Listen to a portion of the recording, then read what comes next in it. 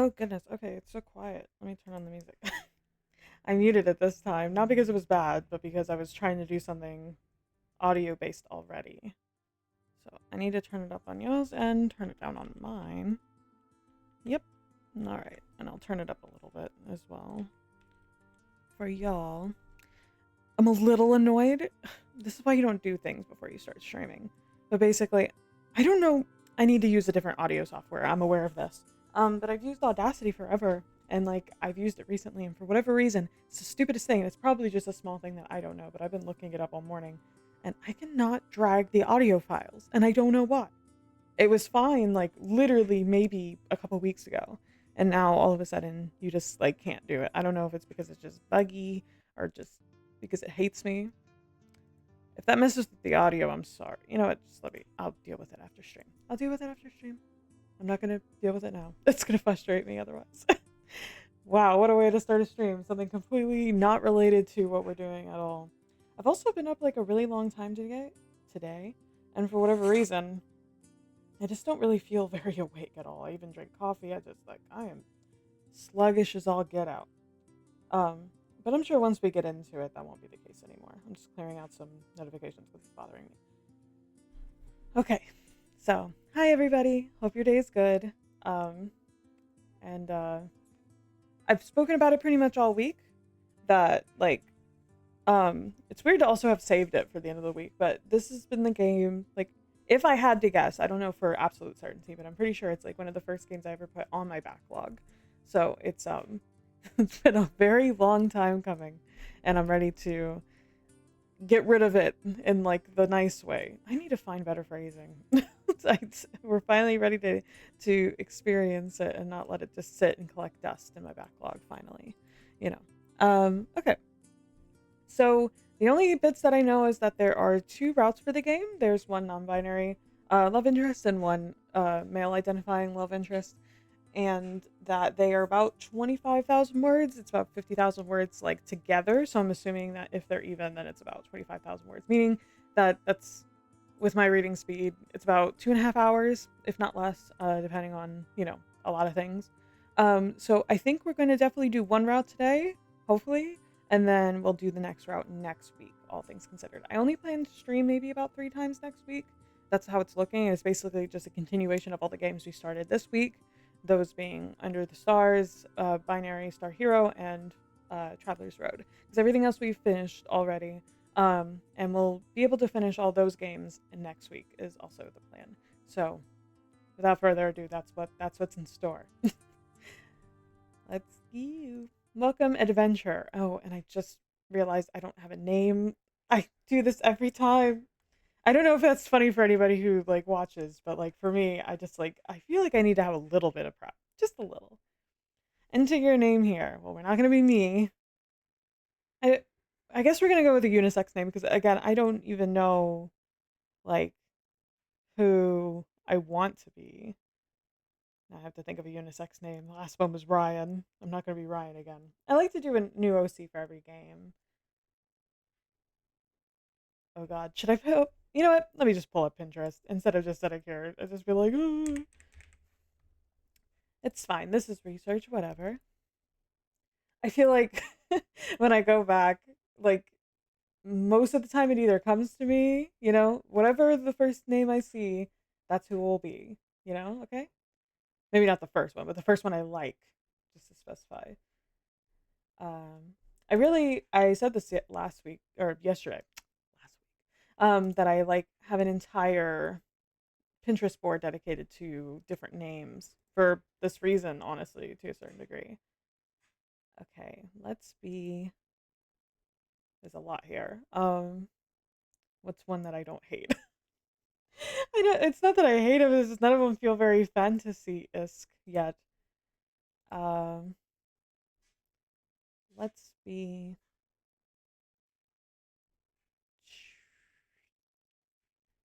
Is is Holden okay? I mean, I'm not denying like if the I'm not. Who am I to say what is the unisex name and what is not?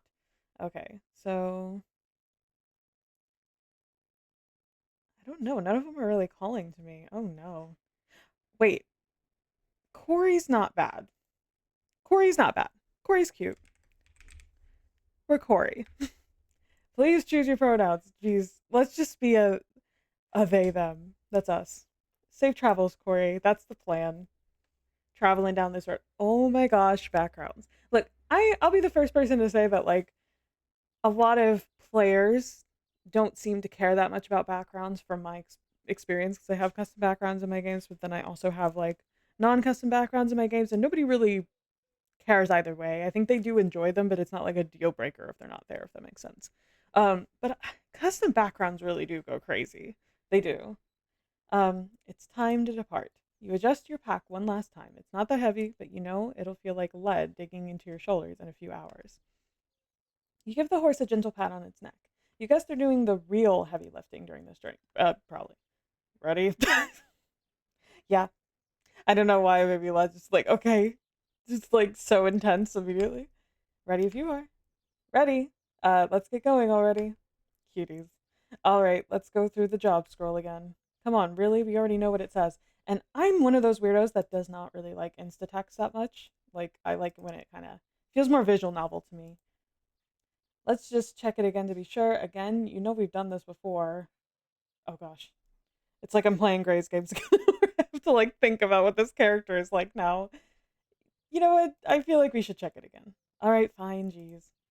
Thank you. So the objective is to get the goods on the cart to Yams more safely. Also, if the reading's horrible this time, I've been reading all week, so I think my brain, you would think it would get better with every day, but I feel like it's gotten worse. The journey will take roughly 3 weeks. Once we get there, we will meet Miss Redfield at the warehouse. I'll keep a log on the journey and anything out of the ordinary. Anything out of the ordinary, like you developing a sense of humor.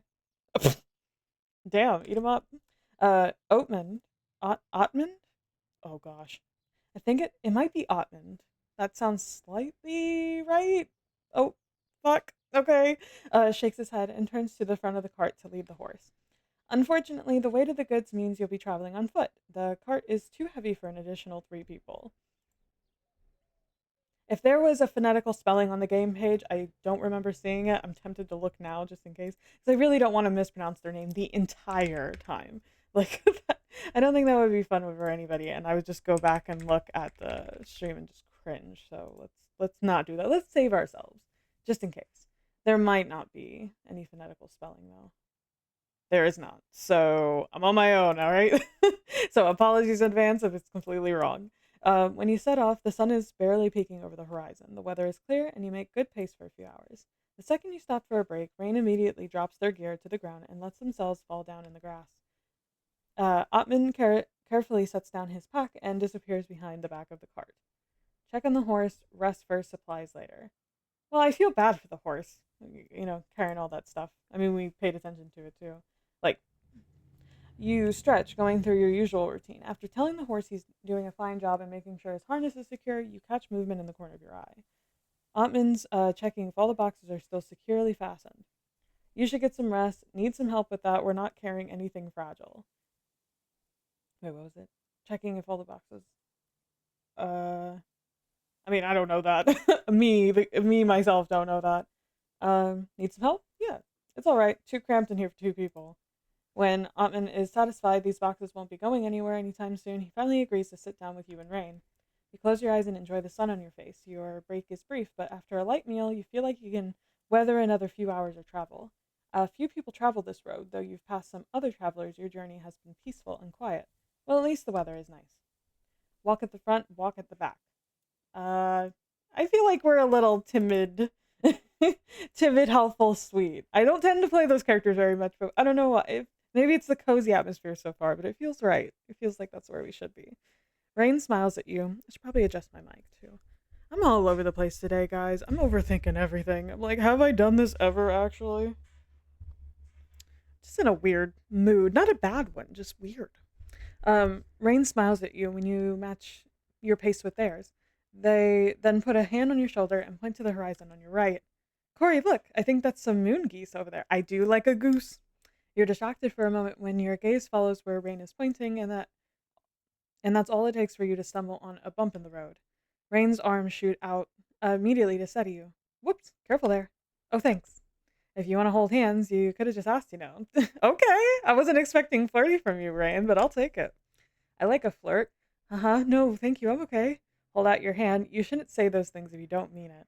Well, I mean, we don't know. Hold out your hand is cute. I want to be blushy crushy. You're so cute. Ah, see, they like it. You avert your gaze, a blush on your cheeks. When it eventually gets so dark, Otman finally agrees to make camp for the night. You're pretty satisfied with the distance you've managed to travel for the day. Your feet are tired, but it's nothing you're not used to. You've been an adventurer for some years now, and you're used to traveling long distances on foot. After feeding the horses and removing its harness, you look around the spot you've decided to sleep. Uh, let's start cooking. I guess we should have gathered firewood first. How are we gonna cook if we don't have firewood? We're just mixing up a salad, okay? Rain beams when you sit down next to them and start getting out some food supplies. They've already brought out a sturdy, lightweight pot that can be hung over the fire. After you've cut and peeled everything you need, Otman returns with a bundle of dry wood. Well, at least one of us got it, because I did not. It doesn't take long until a nice stew is bubbling on top of a bright little fire. Rain blows in the stew, taking a thoughtful sip, then turning to you with a spoon in their hands. They're holding it out to you, clearly intending to feed you. What do you think? More salt? Let me see. I trust your judgment. I trust you, Rain. I feel like you know what's going on. All right. They sprinkle in another pinch. Soon dinner is served, and you gratefully tuck in. It's a hearty stew that promises a good night's rest with plenty of energy for the next day. The three of you are all hungry and tired, and for a while no one speaks. Once you're done eating, you linger around the fire, each of you busying yourself in your own things. Otman is writing in the travel log. Rain is reading their spellbook. Sketch in your journal, organize your pack, enjoy your time off by doing nothing. I feel like organizing feels right for us. It's the vibe. You check everything in its place and tidy whatever needs tidying up. After a while, it's time to rest. Otman offers to take the first watch, and so you and Rain bundle up in your bedrolls and drift off. For a few days, it's smooth sailing. There's no shortage of Otman and Rain's bickering, but even though their personalities clash, you know they'll get the job done. It was like the last time, too, except you didn't have to spend this much time together on the road. Your employer, Miss Redfield, was satisfied with your previous efforts and asked you to take on this job as well. Though when you hear Rain and Otman snap at each other over the correct way to pack rations, you can't help but think slaying a few goblins is easier than spending 3 weeks with both of these two. During one of your breaks, you find yourself sitting next to Otmund. This is a lot different than our previous job, huh? Right, but it's easy money. So you're an adventurer for money. Too bad you're stuck with us longer this time. Just us putting ourselves down. Let's just do it. Well, rain is handful, but you're all right, I guess. Thanks, and I'll take it. Just all right. I'm so flattered. Why do you dislike Rain so much? It's not that I dislike them. I just can't respect them. All right. They might know their magic, but everything else, well, everyone has their own way of doing things. Wait, is their ear cut? It is. That's a cool detail. You chat for a little while longer, and you find that Otman isn't all that unwilling to join you in conversation. Maybe even he gets a little bored of being out on the road. After your usual routine of making camp and getting something to eat, it's time to get some rest. Like the previous days, you see Otman getting ready to take the first watch. Offer to keep him company, snuggle in your bedroom. This is probably more eventful than just staying in bed. Want me to stay up with you for a while? Otman glances at Rain, their sleeping form huddled close to the campfire. They're out like a light. Feel free. You take a seat next to Otman. The fire pops and crackles, keeping any animals around at bay. Oh, CG. Heh. Heh. I don't know why I said it like that. Heh. What's so funny? I'm used to traveling by myself. But sitting around a fire with someone else beside you, well, it's nicer than I expected. So you're a lone wolf, huh? If you want to think of it that way. And what's life look like for this wolf? There's two wolves inside you. Are you looking for a story? Yeah. I know any funny ones? I'd like to know more about you. Yeah. Ask away. Oh gosh. How come you're always so grumpy? Tell me about your family. My family? Well, it might be easier to show you. Otman, I was like, wait, what? He just brings his entire family out of his coat. Otman retrieves a faded, worn piece of parchment from his breast pocket. When you lean closer, you see a small family portrait consisting of 2 adults and 5 children. The youngest child can't be older than a year or two, while Otman looks to be a young teenager. Everyone's smiling, one of the women in the picture holding the youngest child on her hip. Otman points to the faces, giving them names in turn. My ma'am died too young, and it was so hard on my ma raising 5 kids all by herself. Never got enough time or money to spare. His expression softens when he talks about them, and you can tell he cares about them a lot. Uh, about that scar. Nothing special about that one. I was young and in over my head. Courage and strength go hand in hand, and I simply wasn't strong or skilled enough. What happened? A bear attacked our village. Some fools angered a mother with a cub. She followed them all the way back, and I can't blame her, but people panicked and we had to restrain her somehow. I jumped in without thinking and nearly got myself killed. Someone managed to sedate her with magic, and she was brought back to the forest in her cub. But that was a lesson I won't soon forget. Sounds like you were the reckless type. I still think that was pretty brave of you. No, that didn't sound reckless. Yeah, it sounds brave. Huh, brave or just plain stupid. No comment. Damn, alright. Otman laughs. Just getting bullied by two non-binary people is so funny to me. I don't know why. This man can't live. Good. How come you're always so grumpy? And that's all I ask. Sure. Why are you so grumpy? Otman snorts, but there's a hint of a smile on his lips. Is that what you think of me? Grumpy? Well, then what are you? Broody. Otman grins at you. The responsible backbone of this party. I am responsible. I spent my free time reorganizing my pack, okay? And I made food. And I took care of the horse, all right? So don't give yourself too much credit. Thanks for telling me. Oh, that was me. Thanks for telling me. You chat for a while longer, regaling Otman with some stories of your own. You even managed to make him smile a few times. Night falls deeper around you. It's cold and you shiver. You gratefully hold your hands to your little fire. You're shivering. I just get a little chilly at night. Huddle closer to Otman. I'm cold. Warm me up. Flirt. I just get a bit chilly at night, bro. Otman nods, stirring the fire with a wooden stick. Get close to the fire and you'll be fine. Fine. Find. Soon your eyes grow too heavy to keep open. You bid Otman good night and get some rest before it's your turn to keep watch. I do like the coloring on this background. I feel like you don't see this time of day depicted in visual novels very often, at least from my very limited experience. When rain eventually wakes you, Otman's cloak is draped over you. You blink at it a few times in surprise, gently running your hand through the fur. You glance at Otman, but his sleeping face betrays nothing. You keep it draped around your shoulders during your watch while the sun slowly rises in the east. Damn, we're still getting flirted with if we didn't give him shit. We're like, why are you so grumpy? That is my washer, or my dryer, if you hear like loud buzzing in the background. Apologies for that. Another day, another stretch of road to cover. You pass some other travelers today, a young man who tries to sell fortune readings to you, two hirelings who pass you without a word, an older woman who offers to share her ale. Rain befriends everyone you talk to within minutes, and Otman flusters when the woman casually mentions that he's been looking at you the entire time. Oh, damn, okay. He's got it bad. Sorry, I did it. I wasn't trying to do anything. No, it's okay. Well, if it's you who's looking, if you say so, it's I don't believe you. No, it's okay. Your cheeks are feeling hot, and you can't quite look Otman in the eye. So, is that an invitation for me to keep looking? You cannot believe he just said that. The older woman cackles behind you, clearly enjoying the show immensely. You smack Otman's arm and walk off flustered. You resume your journey, and the rest of the day is business as usual. Today, the menu consists of spicy soup. Ooh, yum. Otman roasts some potatoes in the campfire, and you blow on them so you don't burn your mouth. Like Rain just did, and who is now swishing water around in their mouth to soothe the burn on their tongue. R.I.P. Rain.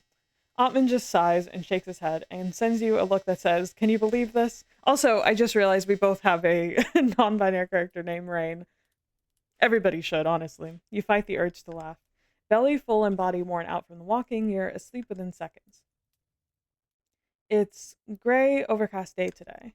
To distract yourself from the walking, you play word games with Rain and poke fun at Otman when he gets frustrated about not knowing the answer. When Otman signals he's found a good spot for a break during the middle of the day, he stretches his arms. Ugh, I feel stiff from all this walking. Anyone up for some sparring? Please tell me you're kidding. I'm very serious. You're always very serious. We've just walked for hours, and when we finally get to take a break, you want to spar? Sure, we could spar for a bit. I'd rather rest. I'm gonna be so real. Otman shrugs, heading over a little ways away from the cart to train by himself. Suit yourself. He emerges again after a while, sweaty and flushed. Looks like he's got a nice workout in. When you continue your journey, you notice the terrain is slowly becoming more foresty. Trees are taller, the terrain is hillier. Soon the trees become so dense you're pretty sure you must have reached the brush water forest. Otmund confirms your suspicions. Okay, we've reached the forest. We should stop and adjust the cart. We'll have to go slower here. I'm on it. Rain gently helps the horse out of its harness and starts to exchange the straps for one that suit the terrain better. Otman takes care of the heavy lifting, literally. He holds up the front of the cart so that the horse can easily step away. Now you're just showing off. Wow, so what else can those arms do? Damn. We could be so flirty. I think at this, like, with the kind of character that we made, like, I think it's cute that, like, Otman has a thing for us, but I feel like we're more on the Rain train as far as things are concerned in my head. So I'm kind of just like polite, but not, given into it quite yet. Quietly enjoy the sight. Yeah, just nice. That's what we're doing. You appreciately eye Otman's flexing arms before busying yourself with making sure the boxes don't fall out of the cart. It takes a bit of time and effort, but the three of you manage to adjust the cart so that while going slow, traveling will go easier. Though the forest gets quite dense at times, there's still a well-trodden path that the horse doesn't have too much trouble with.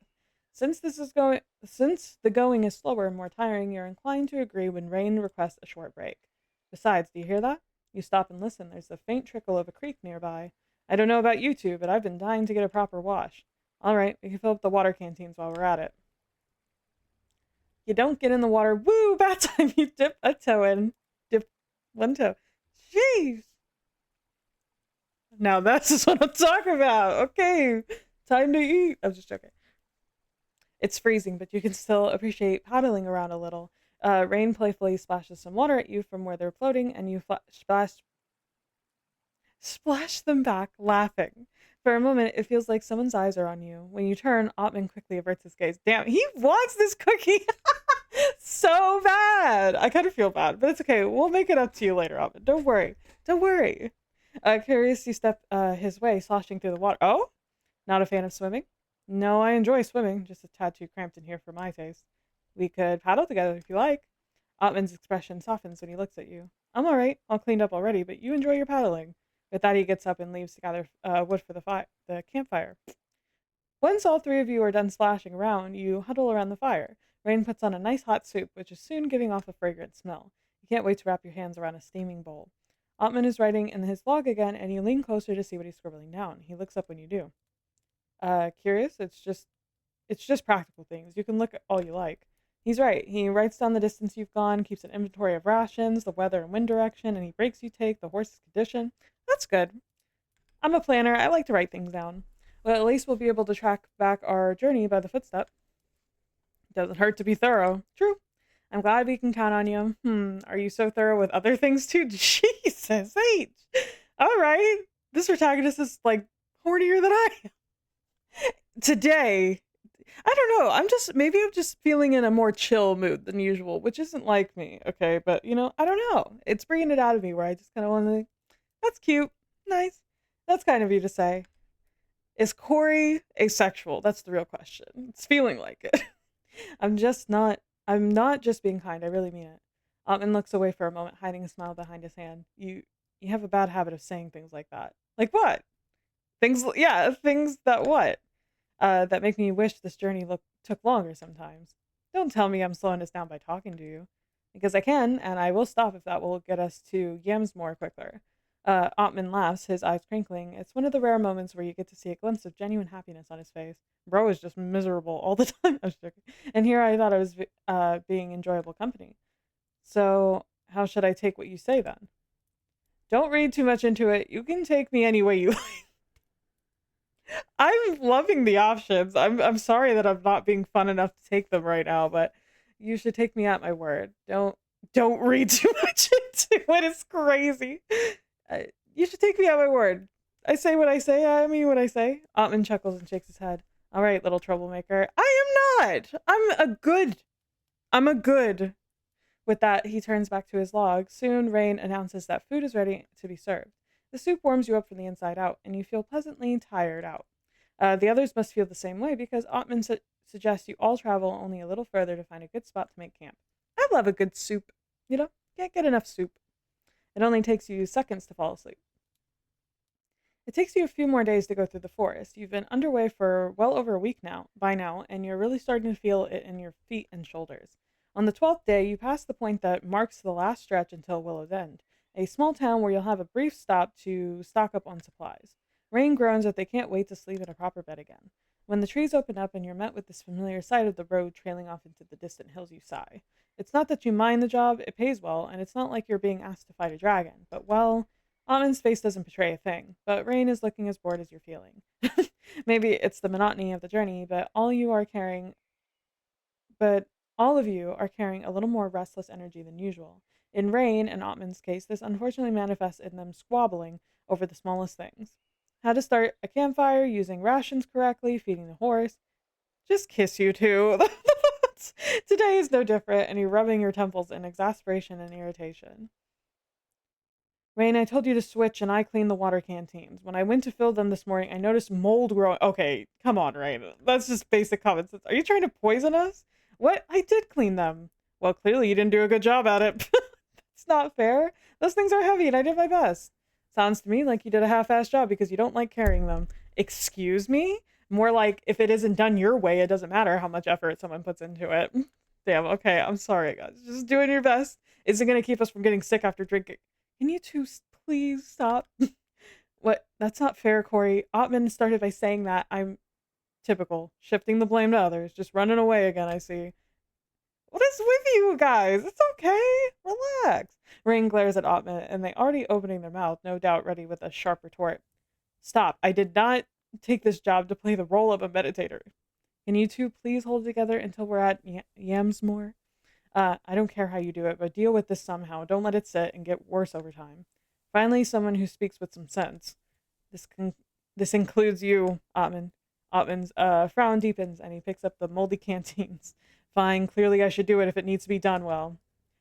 Okay, kind of sounds like me, I'm not gonna lie. If something's gonna get done, I guess I gotta do it, you know? That's not, but Otmund's already walking away, canteens in his arms. Ugh, whatever, meat for brains. I love when people call other people meathead, or like, I don't know why, it's funny. They two walk away with a huff in the opposite direction of Otmund. Well, at least they're not chatting at each other anymore. You figure you should go help out Otmund, though. Those canteens really are heavy. Maybe you can talk some sense into him while you're at it. You can already see him kneeling in front of the clear stream a few minutes. Did we end up on the Otmund route and this whole time I've just been friend-zoning them? He looks up in alarm as he hears you approach, hand already on his sword, but relaxes when he sees it's you. Thought you could use a hand. Well, at least you're offering. Don't see Rain stepping up to fix any of their mistakes. You sit down next to Otmund. A faint breeze ruffles his hair. Overhead, you can hear the faint cry of moon geese. Can't you be nice to Rain for once? So what's really the matter here? Yeah, let's get to the bottom. You know exactly what the matter is. I don't know what Redfield was thinking, asking someone like them to take on this job. What do you mean? They're clearly not cut out for it. That's not what I mean. I mean, why you're always at each other's throats. You did kind of blow up at them, you know. If they didn't give me so much reason to get angry at them, then I wouldn't have to. Would you yell at me like that if I hadn't done something properly? Well, I wouldn't, I suppose, but what makes that so different? You're brave, strong too, and so far you've done your part in this job and done it well. Is that what you value, strength and courage? It's what I live by. That's ridiculous. I can see what you mean. Yeah, there's nothing wrong with that, but being strong doesn't have to mean one thing, do you think? What do you mean? He's like, what do you mean? I can bench press. Maybe Rain doesn't particularly shine in doing chores, and maybe they're even not the most suited for the job. But I know that you know that they're very capable. Hi, Gray. So far, this game's reminded me a lot of yours. Like, I feel like there's a lot of similarities that you'll see if you haven't already played it yourself, which I don't know. But so far, we're a character named Corey. We are non-binary, and we have eyes for Rain, but I think I accidentally ended up on the Otman route. So if there's no way to like move over, I'm gonna just keep that as part of the story because it's funny. But so far, I like have not been super flirtatious with Otman because I wasn't trying to get on his route, but I think I accidentally got there. So I guess we'll wait and see. And they argue a lot. No, I think he just gets sucked. I got sucked, huh? Oh, into the route. Oh, okay. Share with magic and magic only. What makes you so sure you're right? Why do you value strength and courage so much? Anything I ever achieved is because I pushed myself to be brave and strong. They fight. That's just how I've had to live my life. What do you mean? I'm not sure what would have happened to me otherwise, to my mom, my little siblings. If I was strong, I was taken on for jobs, which meant money, and I was always the youngest, and a few times, Amund's voice sounds pained. He pauses for a moment, eyes on the gentle rush of the creek in front of him. Well, the most dangerous jobs were paid best. You recognize his tone. You know it's how it feels to kill, and you know how it feels to see people next to you crumple to the ground. How old were you? I can't have been more than 15. A horrific image manifests itself in your vision, a teenager version of Otmund, pale and terrified as the other party members are slaughtered in front of his eyes. Only 15, your heart sinks. You remember the family portrait Otmund showed you, him holding hands with one of his younger siblings. He looked to be around that age. One time there, I was with a group, and it all went south. It was one of my first jobs, and I was clumsy, afraid. Half of the people died almost instantly. I got hit too, not dead yet, but bleeding out fast. The other half turned tail immediately, called out for help, and they saw me and ran, just left me to die. I'm so sorry, Atman. Let me finish at a distance, offer a hug. No, we'll hug. Is it like leave room for Jesus? Like, where the sleeves scoot closer, holding out your arms in a silent invitation. To your surprise, he accepts. Atman leans into your embrace, resting his hand on your shoulder. His hair tickles your cheek. I'm sorry. I don't know why I'm telling you all this. Because you like me? I've never told anyone about it. I don't mind. I'm here if you want me to be. Thank you. He closes his eyes for a moment in an effort to calm himself. When I dragged myself out of there by some miracle, making it back to a farm nearby where people were kind enough to patch me up, I swore I'd never forget that. I'd never forget that I could rely on myself, that there wouldn't be anyone else I can count on. And I swore I'd be fearless and strong so that nothing would ever faze me, and so that my family would be safe. That sounds like a heavy burden to carry. But I'm strong, remember? I can't let myself think about things like that. Why not? Because it'll start making me long for someone to carry it with me. It's okay to admit you need help. I believe you can do anything you set your mind to. I mean, both are true. It's okay to admit you need help. We're a helper. Otman lets out a soft laugh. You make it sound so easy. It's pretty easy. Watch. Otman, I need help. His lips curl into a smile despite himself. How can I help you? By taking good care of yourself. Done. Easy. Wow, we really simplify everything, don't we? For a moment, he looks startled, but then his eyes soften. Hesitantly, he reaches out to take your hand in his. His hand is warm and thick with calluses. Thank you. You sit together in silence for a while longer. I'm sorry you had to go through that. You didn't deserve for that to happen to you. And for what it's worth, I think you're strong. Training will do that to you. No, I mean, yeah, I know. I mean that you overcame some things all by yourself. He's like, well, what? Strength doesn't have to mean one thing, and sometimes the bravest thing you can do is ask others for help. And I'll be here to help you. You should give it a try. You should give it a try. All right, if you're so insistent. For starters, how about you ask me to help with these canteens? Otman cracks a smile. All right, Corey. Will you help me wash and fill these canteens? Why, of course I will. Between the two of you, it doesn't take much time to get the chore done. Before Otman can carry them back to the cart, though, you touch his arm. Don't forget, okay? All of us are strong in different ways. Rain, too. You can't judge them based off on how little you know about them. Who knows what kind of things they've had to overcome? I guess you're right. Doesn't mean I'll start liking them or anything. I'm not even sure I can respect them, even after what you said. Well, that's okay. Baby steps. I'll help you with that, too, because I like them. The two of you walk back to the cart holding the heavy, filled canteens. Once the canteens are securely fastened to the cart, Otman turns to Rain. You spot Rain near the horse, idly stroking its mane. Their eyes look red and puffy. Oh, you feel bad for leaving? Yeah! Otman silently and curtly offers them his hand, and Rain slowly takes it. They shake once, and the atmosphere is noticeably lifted. Oh, seems like they're ready to put this behind them and just get this job done. That's how I always read it, by the way, whenever you say that. You're relieved, but you figured you should keep an eye on things so a fight like that won't happen again. The next few days, there are still some tense moments every now and then, but overall, both Rain and Otman seem to make an effort to be cordial. You're still relieved to see Willow's End on the horizon, though. It'll be nice change of pace to see some other people have other things to do besides just walking, and most importantly, not eat soup for the billionth time to get to sleep on an actual bed. The night before you'll reach the town, you all prepare for your arrival. While you're strapping up your belongings, you don't notice you're humming until Otman sits down next to you and comments on it. You're in a good mood? Looking forward? Yeah, it's all good to see something that's not road and fields, aren't you? I suppose. I'm just glad we'll be arriving there on schedule. Gods forbid we don't arrive at the exact calculated time. The ground may just collapse under our feet. Hey, Corey, some of us take time very seriously. Some of us are very punctual. Okay? Someone has to make sure we get to Yemsmore on time. Come on, aren't you looking forward to sleeping on a nice fluffy mattress? I found enough bugs in my bedroll to last me a lifetime. Really? They haven't bothered me much. Guess that means we should share your bedroll then. Okay. Ugh, lucky. Ugh, lucky. Otmund pats you on the back. Just a little longer, soldier. Hang in there now. Yes, boss. You turn back to your bedroll. The next morning, you depart at. I believe that Corey is a slow burner too, so I don't feel like they would just be like laying it on thick, okay? Like they've got like passive friendly Riz. Okay. They're the opposite of me. They're subtle, you know? Your journey goes smoothly and nothing of note happens. So basically, any choice that I would choose for myself, I'm like, choose the opposite of that. And that's probably what Corey would do. It's like all of a sudden there's a lot more people on the road. They're coming from all directions, though most appear to be traveling from north and east, unlike your little party that's been traveling from the south. Huh, Willow's End isn't that big of a town, right? Shouldn't be, no. Then what are all these people doing here? Maybe they're just passing through like we are. Maybe. Many of the traveling folk have carts and wagons on their own, though not everyone seems to have had a smooth journey. On the side of the road, you spot a family of tieflings. Their wagon is painted with swirling patterns and bright colors, but it's standing at an odd angle. You're pretty sure you hear a child crying. Stop and help. We're gonna help. Imagine being like, nah, this ain't our business. You take a few quick steps forward and tap Otmund, who's walking at the front on the shoulder. Hey, those people look like they're in trouble. Let's see if we can help. Where?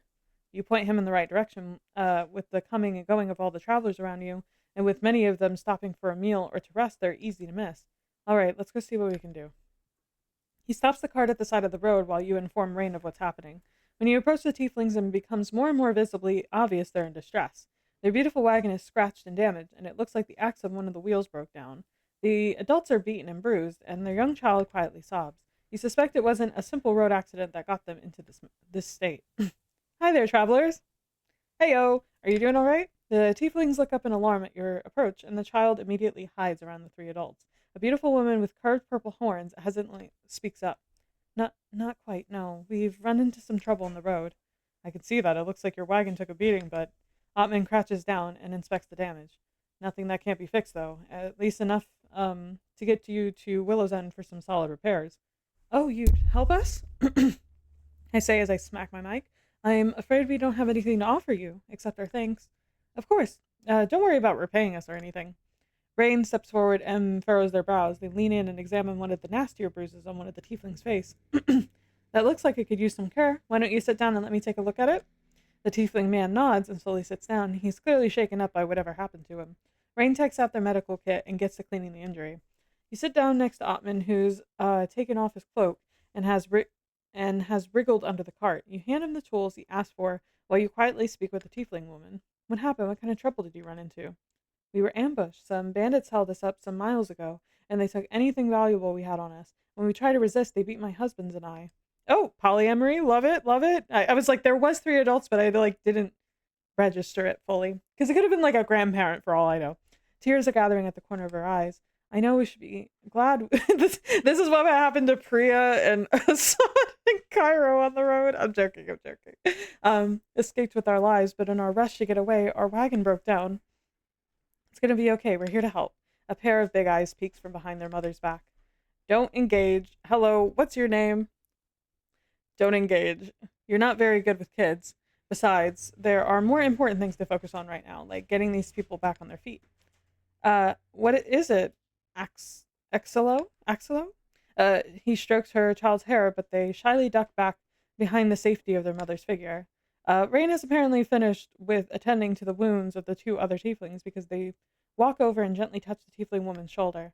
I've patched up your husband's, best I could, ma'am. Would you like me to take care of your scrapes as well?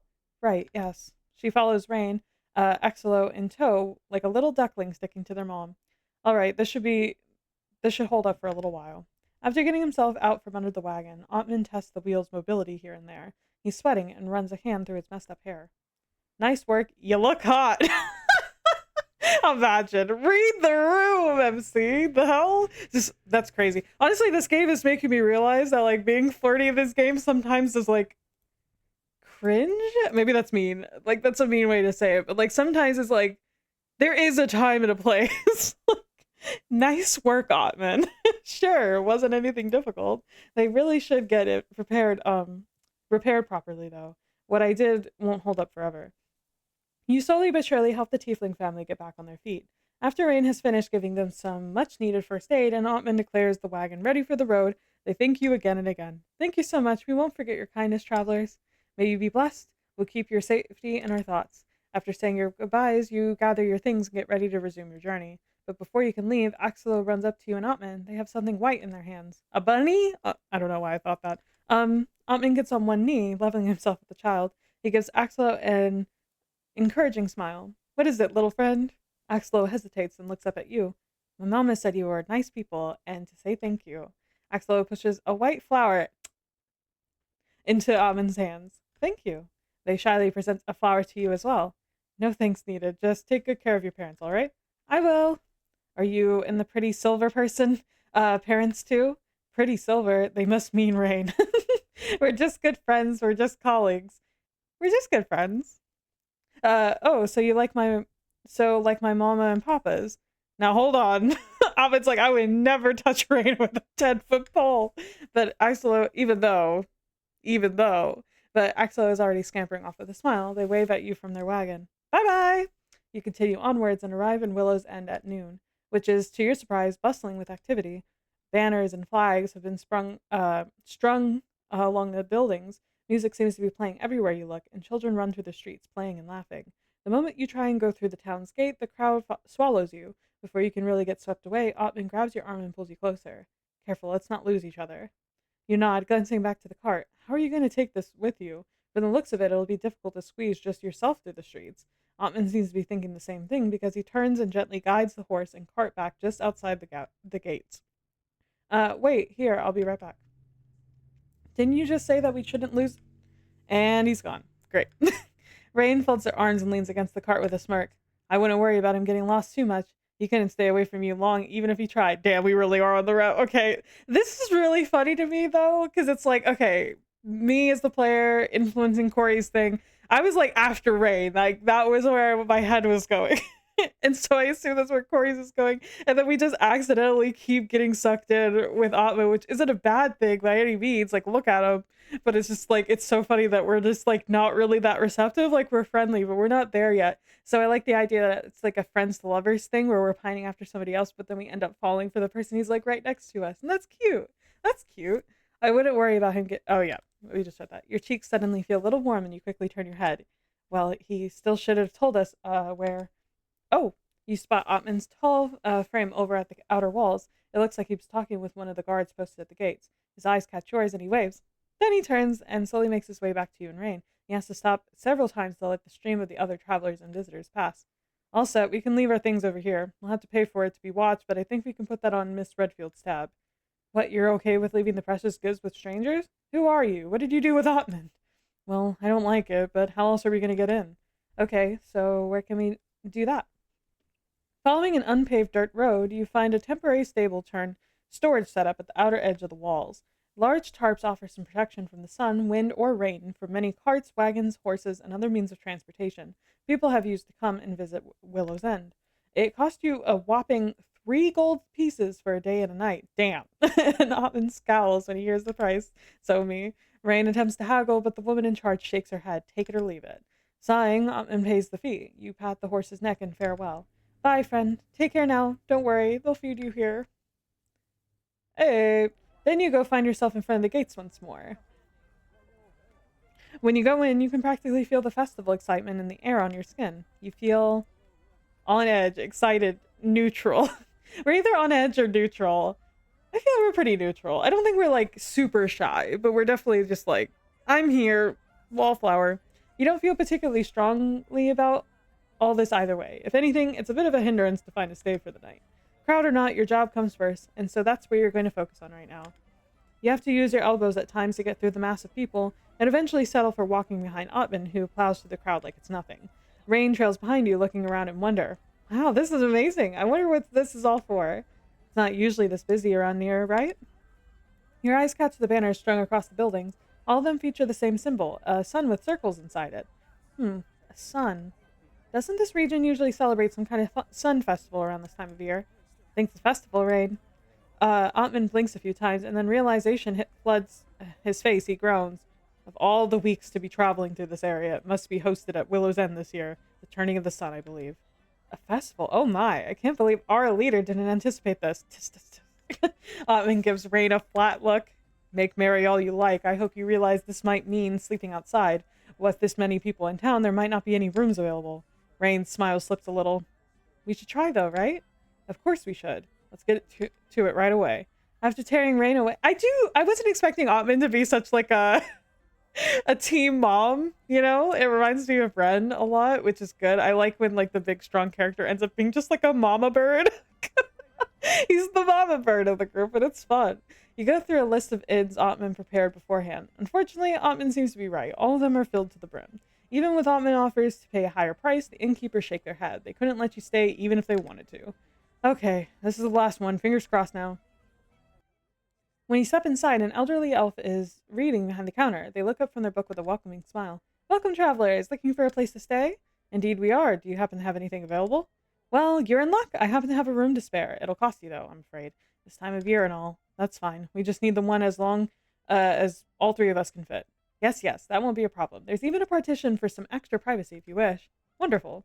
After paying for your stay, the elf hands you a key with the number 11 written on it and gestures to the stairs on the right. There you are. Have a good stay. Let me know if I can do anything for you. Thanks, we will.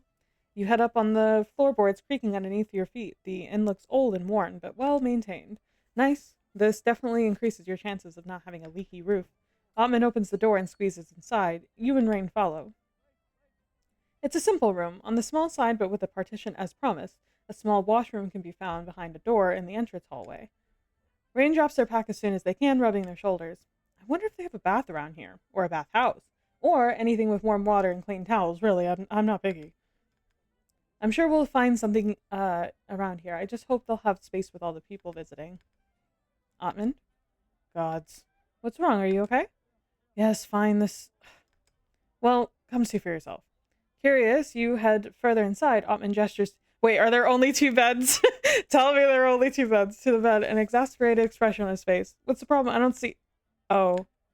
This is the only... Oh, only one bed. Even better. Okay. To your surprise, Otman huffs a laugh. No, it's not that bad. There's a single cot behind the partition, but that's all. Oh, okay, so there is two beds.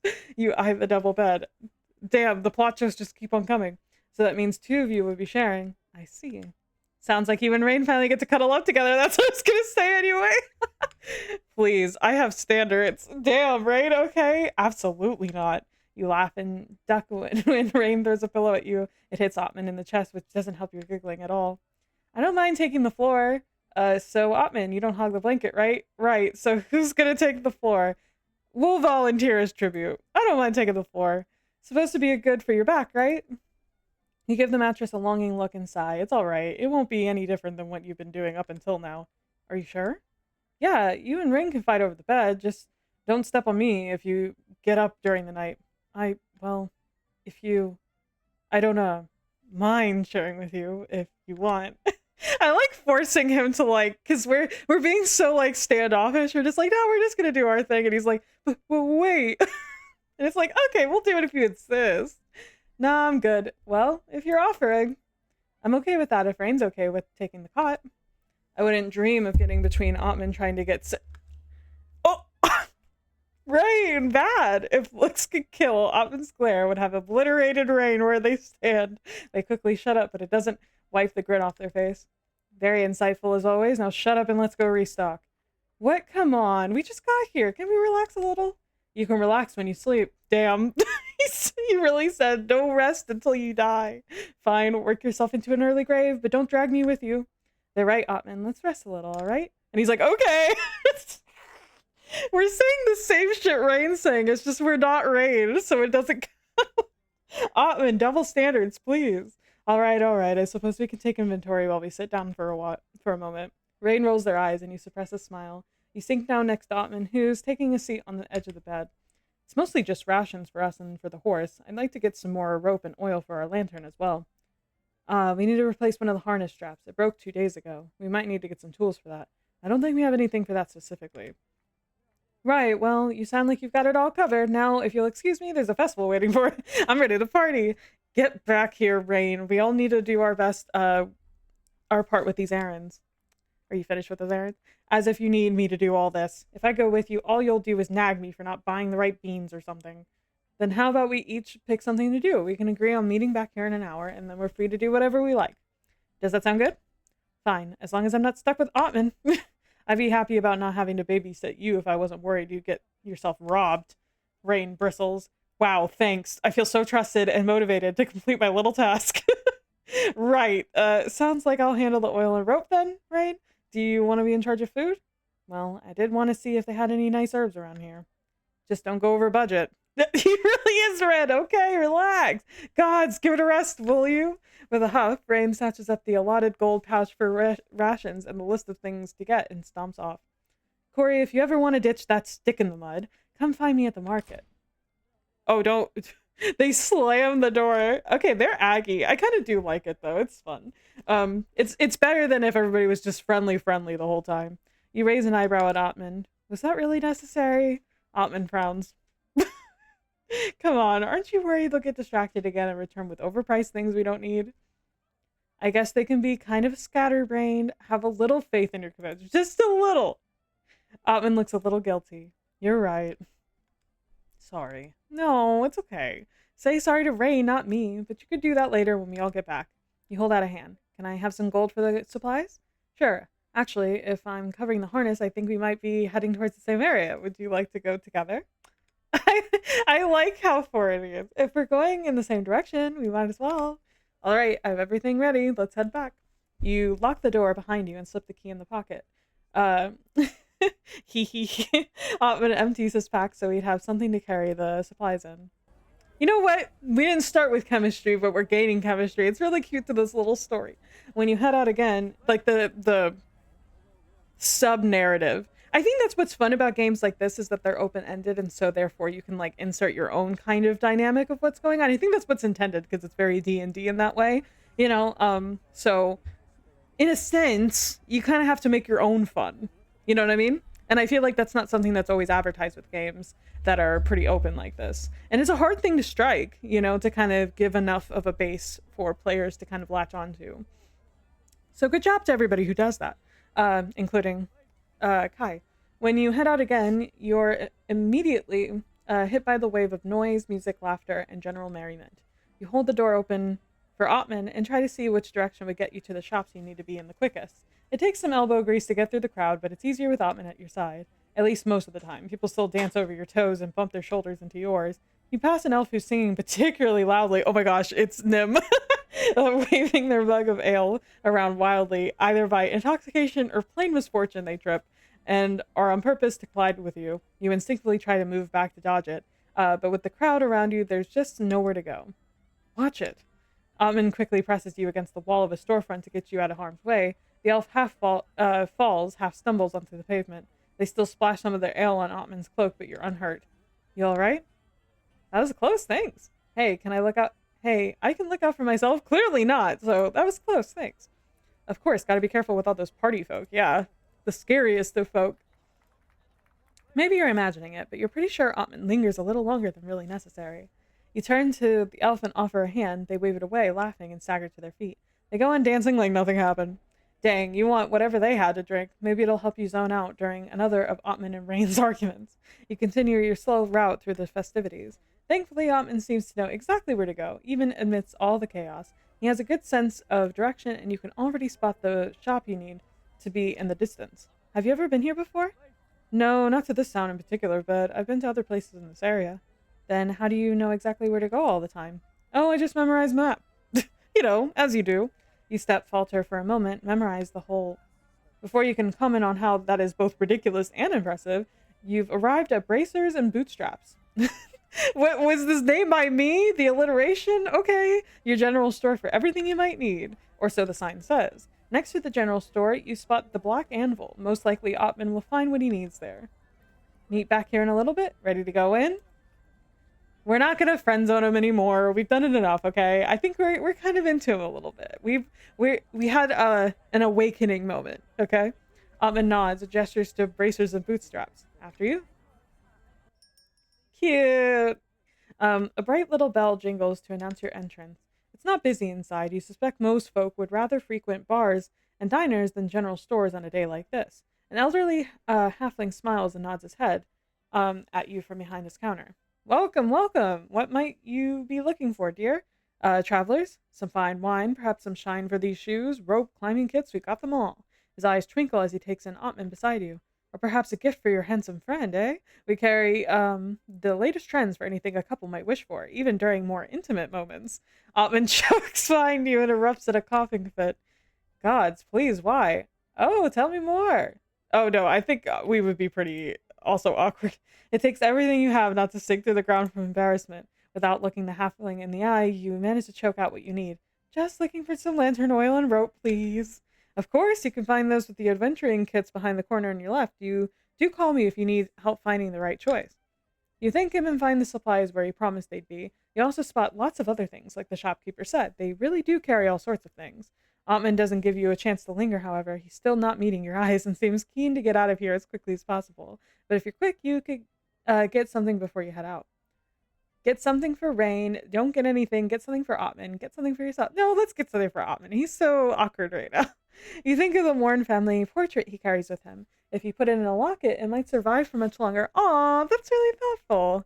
You select a simple locket with a pattern of swirling engravings on it. Well, let's get something for Rain, too, while we're at it. You have a feeling they'd really appreciate some nice-smelling salves. You pick one that smells sweet and flowery and add it to your purchases. That's all we need. We're the kind to get something for everybody else but ourselves. You get everything you need for the road, and the halfling waves you off with a smile. Be blessed by the turning of the sun. Enjoy the festival, dears. You say your goodbyes and step out to the street once more. Otman swiftly wraps up his purchases at the Black Anvil as well. You're glad he doesn't take forever or tries to haggle like Rain does. The sun is much lower in the sky than when you arrived, and you're starting to get a little hungry. It doesn't help that more and more food stalls are popping up, spreading mouth-watering scents of freshly made food and snacks. Otman catches you eyeing the food stands. I won't be mad if you look around a little. We're technically done with our errands. Okay, it's alright. We should get everything back to the inn first. Well, in that case. Okay, promise I won't be long. Just stay close to me, okay? Don't want to lose you. As if I could spot you from a mile away. Then let's hold hands. We're being a little more forward now. You hold out. Not too forward, okay? Just a little. Just a little. To get things on the right track. You hold out your hands and wiggle your fingers. Otman stares at you for a second, then looks up at you with a faint blush. Otman steps closer. Honestly, that doesn't necessarily even need to be flirty. I feel like Corey would just be like, well, let's just hold hands then. And they mean it like in a friendly way as like just the rationale, but like Otman doesn't see that way. Because they're dumb pining fools who are oblivious to everything. His warm hands engulf yours. Lead the way. There's so much to choose from that you're not sure what to pick. Freshly steamed dumplings, sweet and sour rolls, baked pastries, roasted vegetable sticks, sticky honey tarts. That all sounds amazing. Your eyes fall on a savory dish with rice and fried vegetables, sweet sticky dumplings, or a mix of filled bread rolls. Dumplings! I love a dumpling. They come in different flavors on one stick and are coated in a sugary glaze. It looks like the perfect snack for a festival like this one. Otman has managed to find an empty space to sit for a moment while you dig in. It's a tight squeeze and you're pressed together shoulder to shoulder. You're too preoccupied with some delicious smelling foods in front of you to pay that any mind right now, though. You take a bite and it tastes fantastic. You let out a satisfied groan. Gods, that is good. You sure you don't want any? I'm fine. I'll hold out a little longer until we're back. No, take a bite of mine. Here.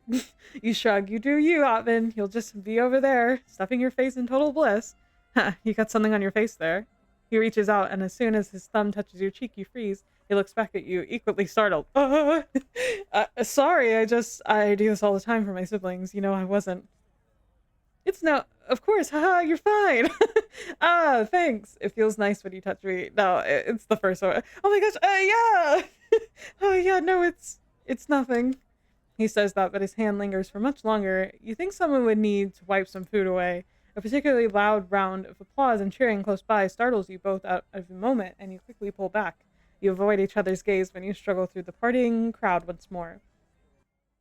You safely make it back to the inn. Not long after your arrival, Rain nudges open your room's door. Their arms are full of packaged food, and they're struggling to hold it all. Ugh, this is so heavy. If I'd known, I would have made you go, Otman.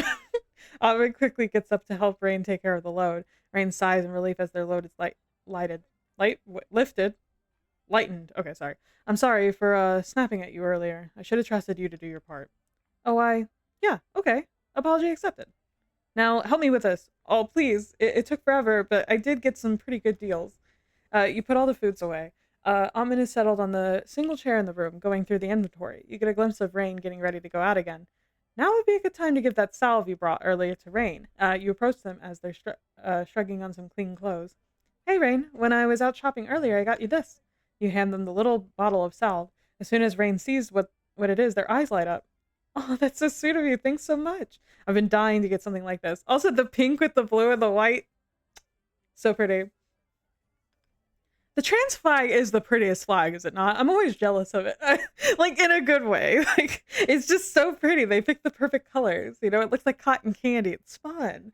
You know? Meanwhile, the other flags look like primary disasters. But hey, it is what it is. I do like the poly flag a lot too. You know, some flags, they kind of struggle, in my opinion. The ace flag goes crazy. Some are like, I'm gonna be real, the pansexual flag, not the greatest. All right, it's a little. They need to tone down some of the saturation on some of them. They're just like too much. Okay. Anyway, what if I did? Wait, how offensive would that actually be if a queer person did like a tier list of all the different pride flags in terms of like pure aesthetic, like how pretty they are? That's interesting. I have to talk to some friends about that. That's pretty funny. In concept, it's funny. It might actually be offensive. I don't know. I really appreciate it. Hug, shrug, hug. Rain immediately steps up to give you a thank you hug. Thanks again. I'll definitely use this. No problem. I hope you enjoy it. After fixing their hair one last time, Rain waves at you as they head out. All right. You two be good now. No promises. And with that, they disappear out into the festival. After you rested for a while, your mind wanders to the sound of music and chatter outside. Since you're leaving again in the morning, you might as well go check out the festival out a little. You turn to Otman, who, after eating something, has been scribbling in the log. Hey, I'm going to step out for a little bit and check out the festival while we're still here. Ah, all right, go ahead. Just don't get back too late. Will do. Aren't you going to go out for a little while? Otman gestures to the log. No thanks, but it's fine. It's not really my thing anyway. You nod. After changing into some comfortable clothes, you head out. Otman doesn't look up from his log as he says goodbye. Maybe Rain's right, and he's really kind of a stick in the mud. I mean, just a little, but it's okay. Not everybody's down to party and go out and stuff. As you step out into the crowd once more, you almost gasp in wonder. The lanterns have been strung along and across the buildings, bathe everything in a soft, glowing light. With the darkening sky above and the merry crowd around you, it feels magical. For a while, you let yourself be carried along with the flow of the partygoers. There's all kinds of people here. You spot elves, halflings, half-elves, half-orcs, tieflings, humans, dragonborns. You pass tieflings juggling knives and dragonborns spewing different colors of fire. There's juggling, dancing, music, drinking. Enjoy some music. Little gatherings of musicians pop up everywhere you look. You stay and listen a little longer at one of them, clapping along to the beat and cheering with the other spectators once the song ends. I do love some live music, man. Shit goes crazy. Toss some coin. Yeah, we're not stingy. You and the others toss the musician some money as appreciation. The singer smiles and thanks at the clinking of coins in their instrument case, and he gives you a wink. That's all I want to do. I just wanted to go out, say I did it, come back. And that's how you spend your time at the festival. Dancing, drinking, and mingling and laughing with strangers. You have a thoroughly enjoyable time, and when you get back to the inn late at night, you feel tired and satisfied. To your surprise, Amin is still up and greets you as you quietly enter the room.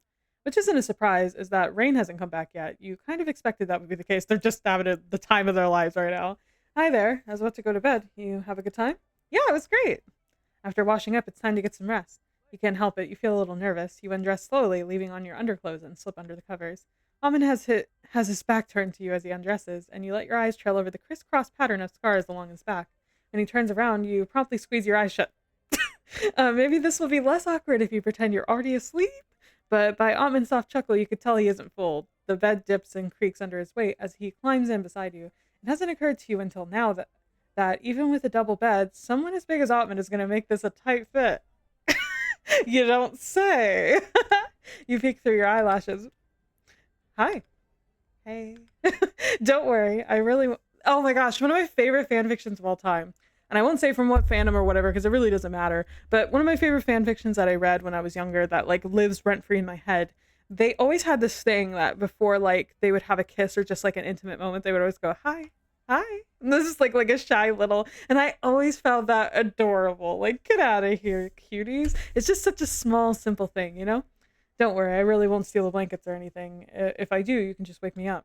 You relax a little. There's no need to get so nervous. This isn't that different from sleeping next to each other around a campfire, right?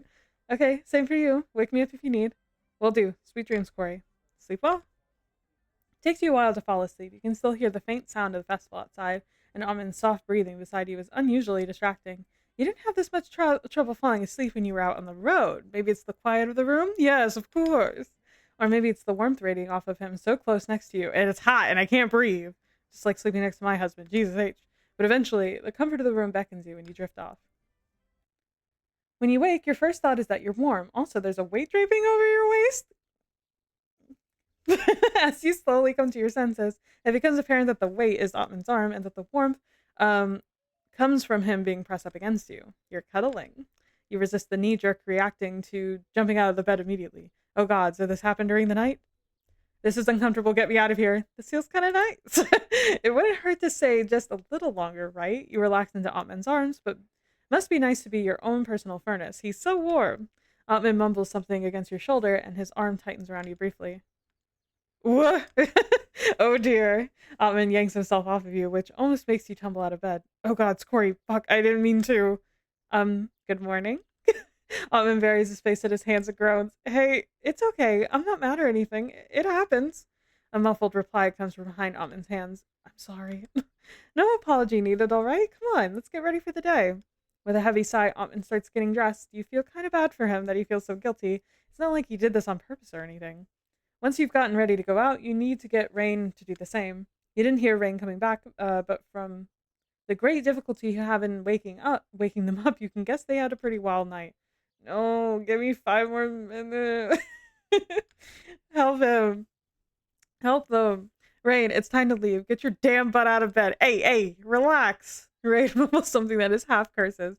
Gods, at least tell me you got to let off some steam yourself, Otman. What do you mean Actually, don't answer that. I don't want to know. Nothing happened? Unbelievable. I even stayed out longer to give you...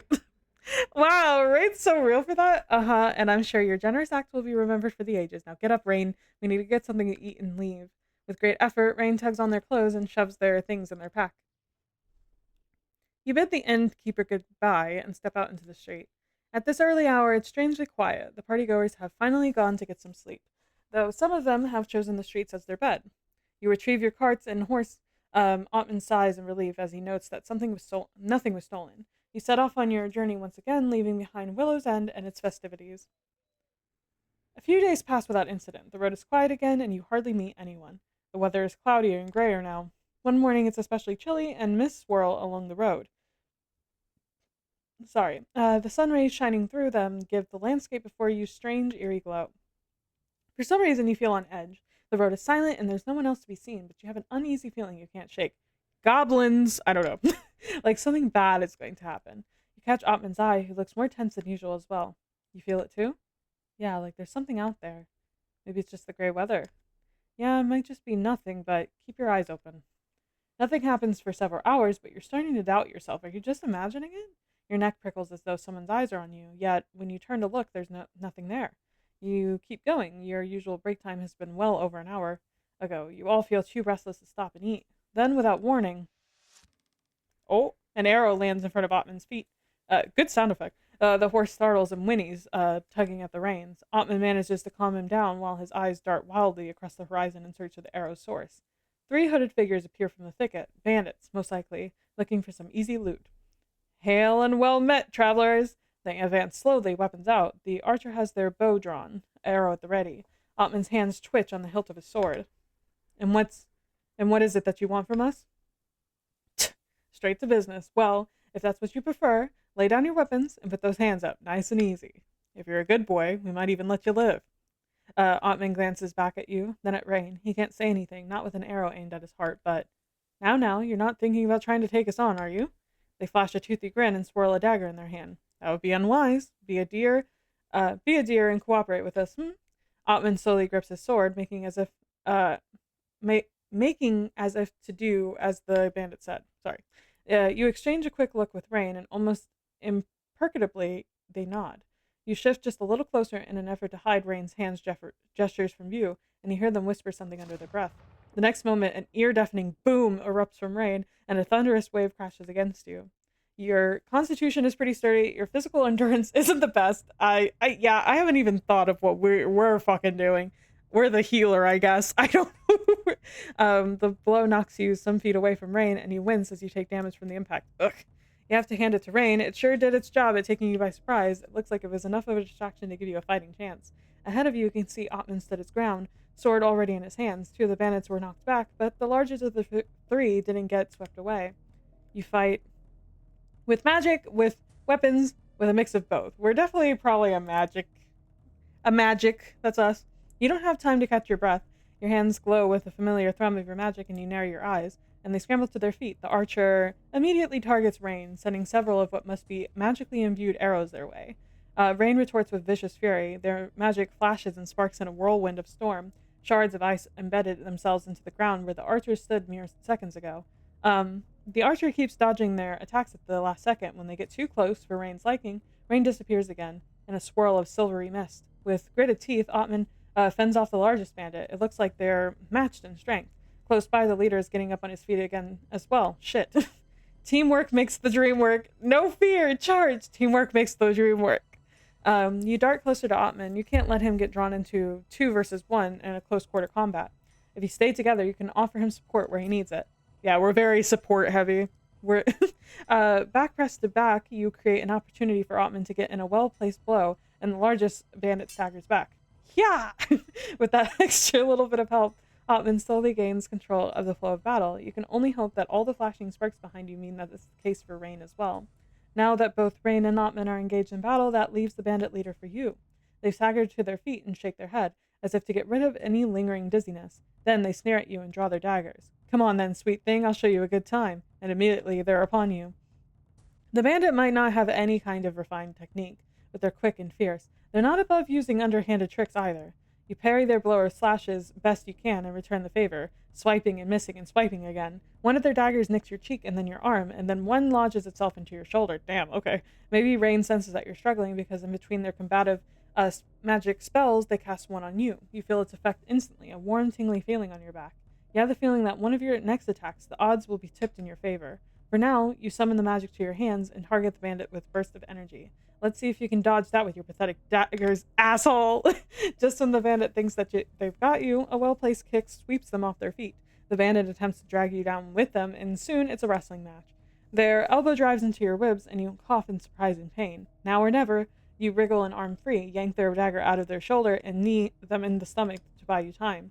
Your attempt wasn't as successful as you'd hope, but it's enough.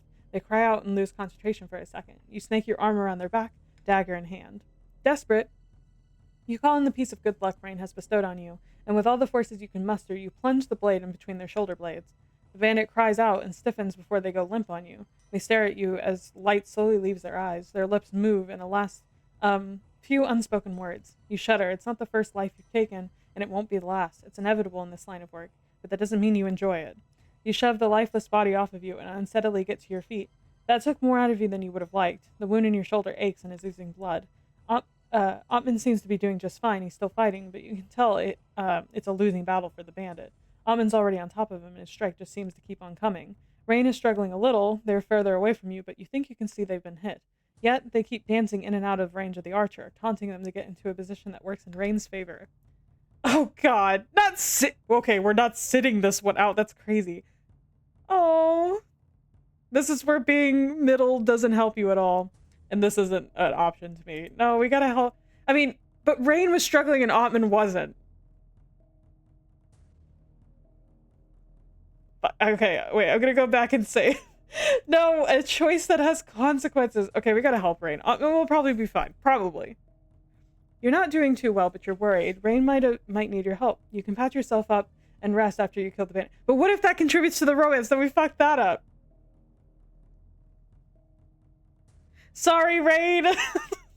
I'm sorry. Okay, I don't want to mess it up. The love story's too good so far. You're beaten up and in pain, and you never know. Otmund might need your support. You can patch yourself up and rest after you've killed the bandits.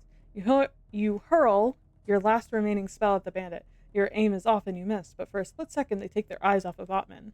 That's all Otmund needs. He delivers a forceful blow with his sword, and the bandit staggers back. It doesn't take long before the battle comes to an end. Rain has knocked the archer down, thank goodness, and is recovering their breath. Amon, bleeding and breathing heavily, stands over the largest bandit and holds his sword to their throat. Amon looks down at them, disgust written plain and clear on his face. I consider it a favor that no one will have to see your face again. Damn, got him. And with the last blow, your party is the last they'll ever rob. Or so you thought. The archer, bloody and bruised, and until this moment presumed dead, has dragged themselves to their bow. They let one final arrow fly. None of you see them until it's too late. It takes a moment to register, but once it does, the pain is overwhelming. You gasp, hands instinctively reaching up to your midriff. Oh god, that's a lot of blood! Raid and Otmund shout in surprise, but the world is spinning around you, and you hear a raspy breath from close by. Your own? R.I.P. us! Before your face meets the ground, two large hands catch you. Otmund, for the first time during battle, he looks frightened. He turns to Rain, panic creeping in his voice. Finish them now!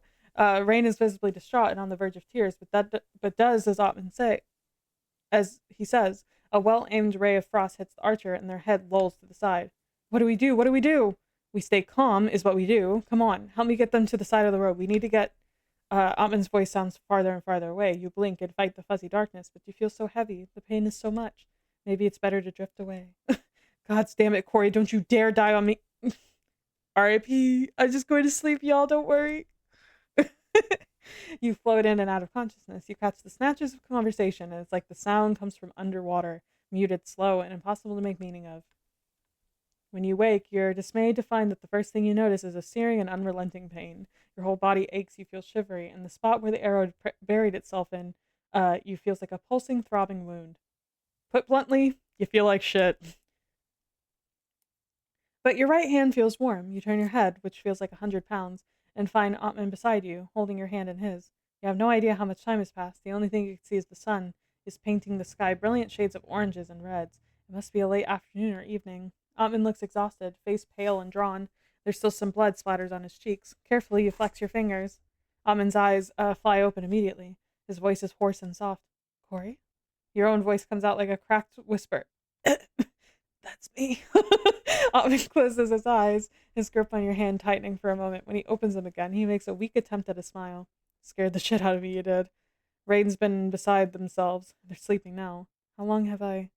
2 days. We haven't traveled much, just enough to not have to camp around corpses. 2 days. That arrow had some nasty magic on it, or at least that's what Rain said. They did everything they could, but you still ran a pretty bad fever.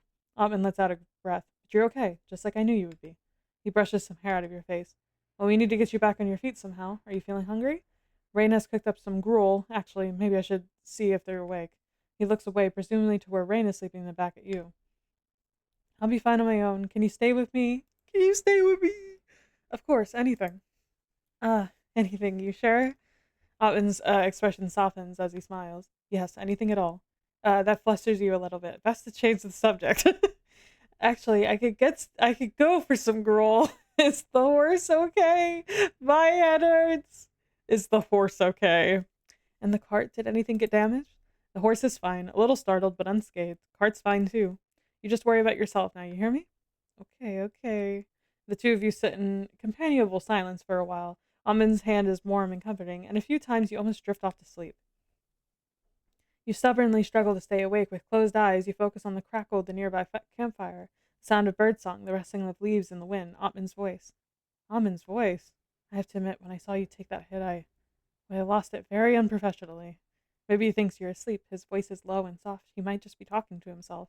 I didn't expect I'd feel... Well, I'm just relieved, I guess. Relieved you're safe. Otmund has taken to rubbing circles with his thumb on your hand. Otmund... You crack open your eyes and immediately wish you hadn't. You can feel the headache starting to throb its way into your temple. Ah, you're awake. Did you manage to get some sleep? Not really. He releases your hand, gently putting it by your side. Try and rest some more. I should go back, check on Rain for a second. I'll be right back. You watch him leave and close your eyes. Your short conversation has exhausted you, and you quietly drift off into sleep again. Good night. You wake up in a cold sweat. Your gaze is met with this night sky that you can't make out any stars. The temperature has dropped more than usual, and the wind has gotten stronger. You hope it doesn't mean a storm is on its way. You're not really in a position to travel much yet. Otmund has been looking to see if he can carry any of the boxes so that you can take their place in the cart. You appreciate the gesture, and you know a journey on foot is impossible, but the thought of being shaken around in a moving cart makes you feel nauseous. Corey? Rain crouches beside you. Hey, good to see you're okay, Rain. Rain is on the verge of tears. Oh, Corey, I'm so sorry. I really thought I'd finished him. I was so sure he was dead. I'm so sorry that I let... It's okay, Rain. I'm alive, aren't I? Thanks to you, or so I've heard. If I had to make sure he was dead, I would have had to heal you at all. I'm really, truly sorry. I'll make sure you get back on your feet, okay? I feel so terrible at this. It's okay. I'll be fine. Don't worry so much. I'll be counting on you then. I'll be fine. I've had worse. I'll be feeling right as rain before you know it. But still, it's fine. I'll deal with it. Speaking of rain, I feel like we might get caught in a storm. See those clouds? Rain looks up and their frown deepens. Yeah, I know exactly what you mean. It doesn't look good. Controlling the weather is something I unfortunately haven't really mastered yet. So I think the best thing we can do is find some shelter soon. Hi, Chive! We're having a good old time. We're playing Traveler's Road. Maybe you've played it, maybe you haven't. But we are a character named Corey, as you can see here. We're non-binary, and we immediately were going after Rain, because that's where my heart was. And somehow we ended up on Otmund's route instead, which isn't a bad thing. It's just different from what I was expecting. So initially our character was kind of like friend-zoning him and keeping our distance. But then eventually we've like kind of fallen for each other. Mainly it's like Otmund fell first, but we're like falling harder, or like we're finally falling. So it's pretty fun. I haven't yet, and let's go. Raid looks so cool. They do. But the next morning, the sky hasn't cleared. In fact, we just got like shot with an arrow, and we were on the verge of death, but we're fine now. It's cool. You got yourself through a painful and sleepless night. Your fever spiked, and for hours you alternated between feeling shivery and sweaty heat. Unexpected development, just like in real life, true. You nearly threw up a few times, gagging as your stomach weakly protested the few bites of gruel you'd managed to force down. Our healing abilities. It's because we had a cute guy like at our side. Otmund and Rain took turns tending to you, but it's been a rough night for everyone. You hate to admit it, but you have to get going before the storm catches up with you. After taking a few experimental steps and then turning in Rain's words, as pale as a ghost, you're forced to hitch a ride in the cart. It's exactly as uncomfortable as you'd expected it to be. Ugh, this weather. We should find a place safe from the rain. We can go on a little more. It's not far until a small farm settlement. We'll stop there. I don't think we'll make it there in time, Otmund. There's no guarantee we'll find anything. We'll likely get lost in the middle of nowhere and stuck in the rain. Gods, you stubborn, obstinate man. Hey, don't fight, please. I'm dying. Except not really. You feel weaker than yesterday, already having been tossed around in the cart for a few hours. The last thing you want is a headache from these two fighting again. Corey, I'm sorry. I just don't want your fever to get worse. It'll be okay. I'm sure we'll get to the farms in time. It takes a little less than 2 hours before Otmund is proven wrong. Ah, hell. I told you. Never mind. Let's split up. I'll look over there. And Rain sprints off. The boxes with goods are covered with a tarp, but you unfortunately are not. You're soaked within seconds. Split up, they say, as if I can leave you here by yourself. Otmund quickly takes off his coat and drapes it over you, and to shield you from the rain as much as possible. You mumble a weak thanks. Dang, even Otmund looks good. They're very good looking. It was just funny because we were friend zoning them for so long, and I was like, he's very hot, but like my heart was over here, you know? I wanted to get to know Rain. But he kept like simping after us, and like it was hard to like, I don't know, I must have made like one wrong turn and ended up, but I'm not disappointed. Okay, you can't really lose when there's two cuties, you know what I mean? By some stroke of luck, Rain returns after not too long. They're soaked from head to toe and covered in mud. Their hair sticks to their head like a wet helmet. Hey, follow me. I found some empty castle thing we can stay. Empty castle? Alright, let's go. Otmund, Rain, and the horse trudge through the increasingly muddy road until Rain guides you through the grassy fields. It's a hellish ride. The lack of a road makes the cart sway and bump violently, and you almost hurl up breakfast over the side of it. Gods. Hang in there. Not much longer now. The trees continue to grow denser, blessedly. I like how, I feel like in a lot of other stories, if you got shot, it would be like a thing for 2 seconds, and they'd be like, okay, you're healed and you're fine now. Like, I feel like we suffered an injury, you know what I mean? Like, it's not just a thing that just goes away in like a week, like a couple days, or like a sleep or two, you know what I mean? There's like, Not that that's the biggest deal in the world. I understand that the story needs to progress, but I do like that level of realism that we're dealing with here. It makes it feel like more weighty. So if something else like this were to happen, I'm gonna be like, oh fuck, like, because in real life it would suck. They got some of the rain that's gone from a drizzle to a pouring. Ta-da! Look, here it is. A half-ruined, desolate forest stands in front of you. Vegetation has grown over the walls so thoroughly it'd be hard to spot from far away. Yes, like events have consequences. Yeah.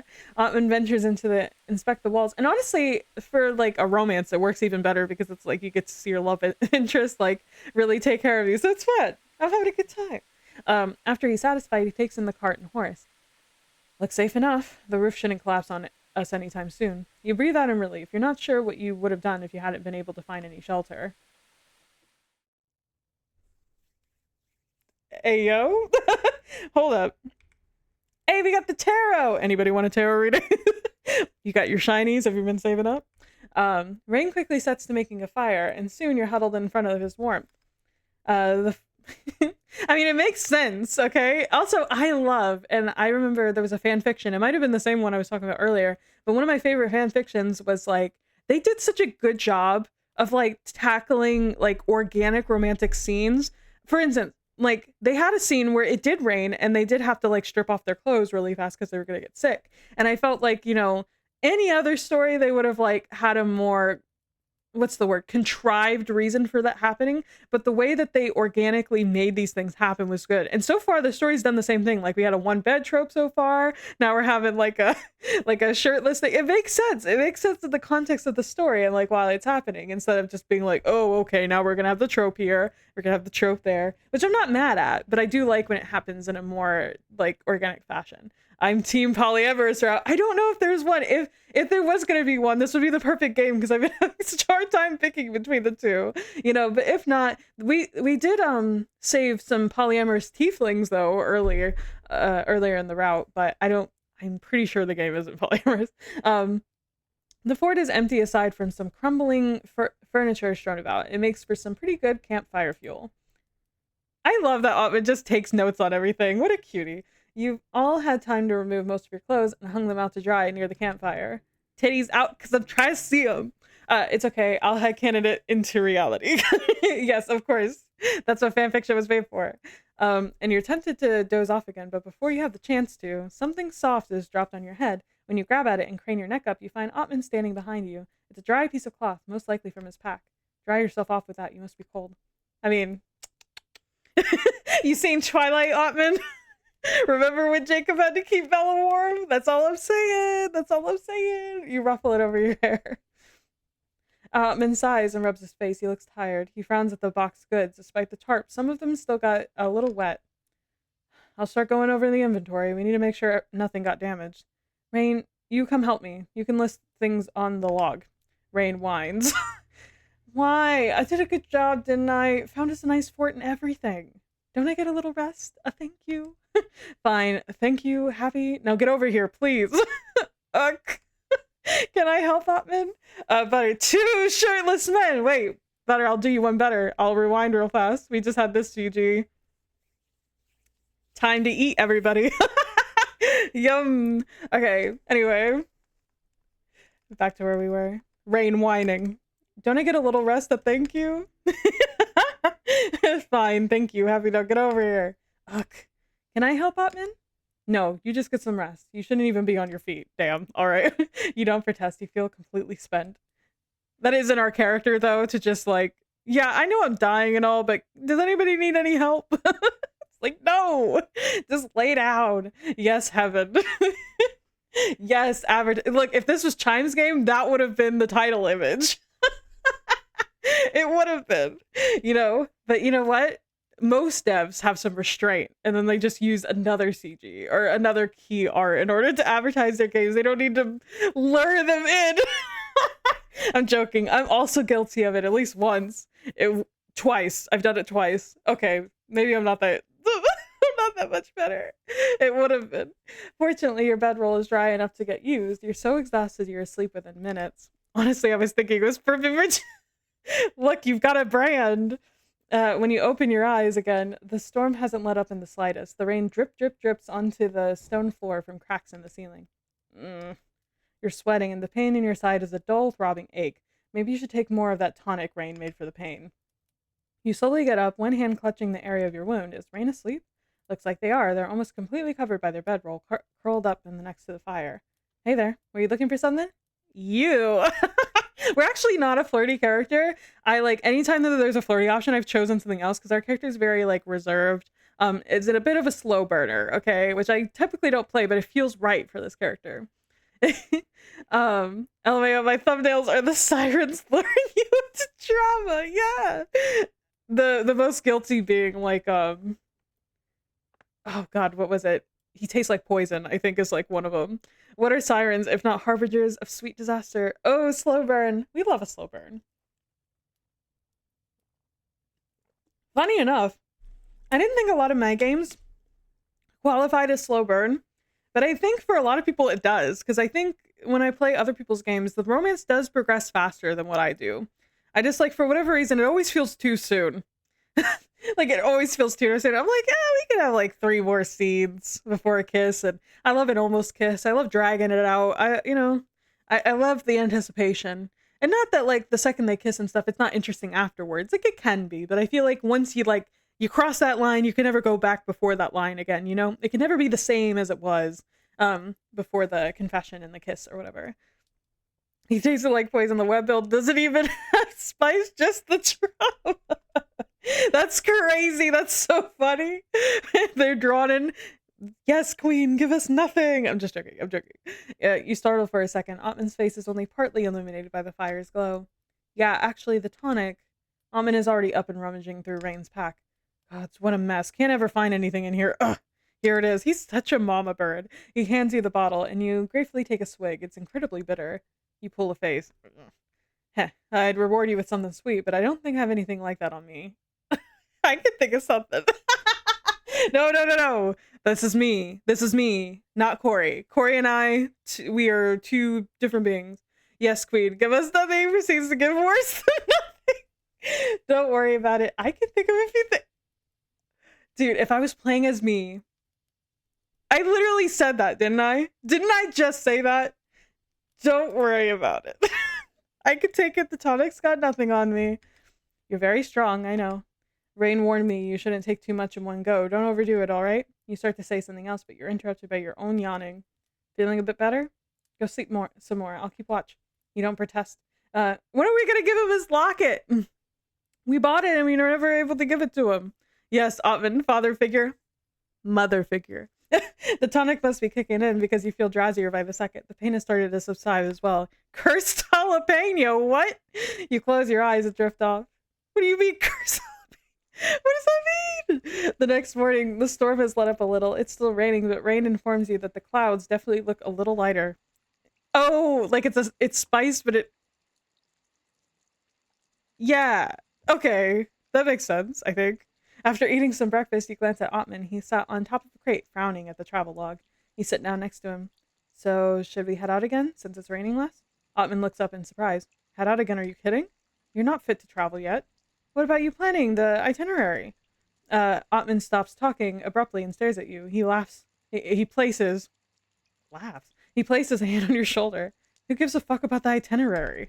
The only thing that matters is that you're safe and that we can get to Yamsmore so you could be treated on your wound.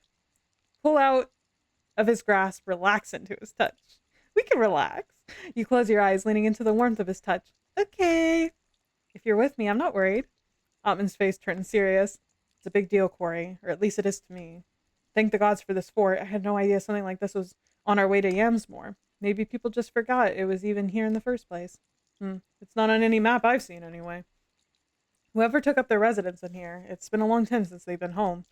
Did you find anything? Were you hoping for treasure? No, just more broken furniture and a lot of mushrooms, and what I think would have been a mess hall. But Rain's out exploring now. You can ask them what they saw when they get back. Thought knowing them, they'll just get into trouble or get lost. Gods. Honestly, the best part of all this is being rid of them. I forget how that freedom felt. Okay, we get it. You want to kiss them. Just say it. Okay, no. I know what you mean. Okay, no. Otmund. Yeah? You have to stop pulling Rain down all the time. Rain is doing their best. They found us their fort, remember? and I don't think I would have lived without their medical knowledge. I I know that, and I'm grateful, I am, but they haven't exactly shown themselves to be someone who's reliable. You sound like a jerk right now. I don't think it's that simple. I don't think it's that simple. It might be worth considering that it's not that Rain's unreliable, but that you have trouble relying on others. I Why would I rely on others? To me? What the fuck? Why wouldn't you? Because I can't trust that it'll lead to a good outcome. We rely on you, Otmund. I trust you completely. Whatever the outcome, I know that will be okay because we're together. You No, you don't understand. It's just better if I'm alone. You don't have to be alone if you don't want to be. I can't can't let you see me like that. Like what? Like when I'm weak or I fail, like I failed to prevent you from getting hurt. It's nothing to feel ashamed about, and yet my trust in you is not shaken at all. I see you, Otman. I won't look away.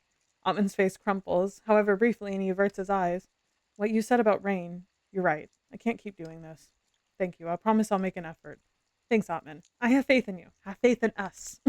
You share a comfortable, companionable silence for a while. Trust in this polycule that may or may not exist.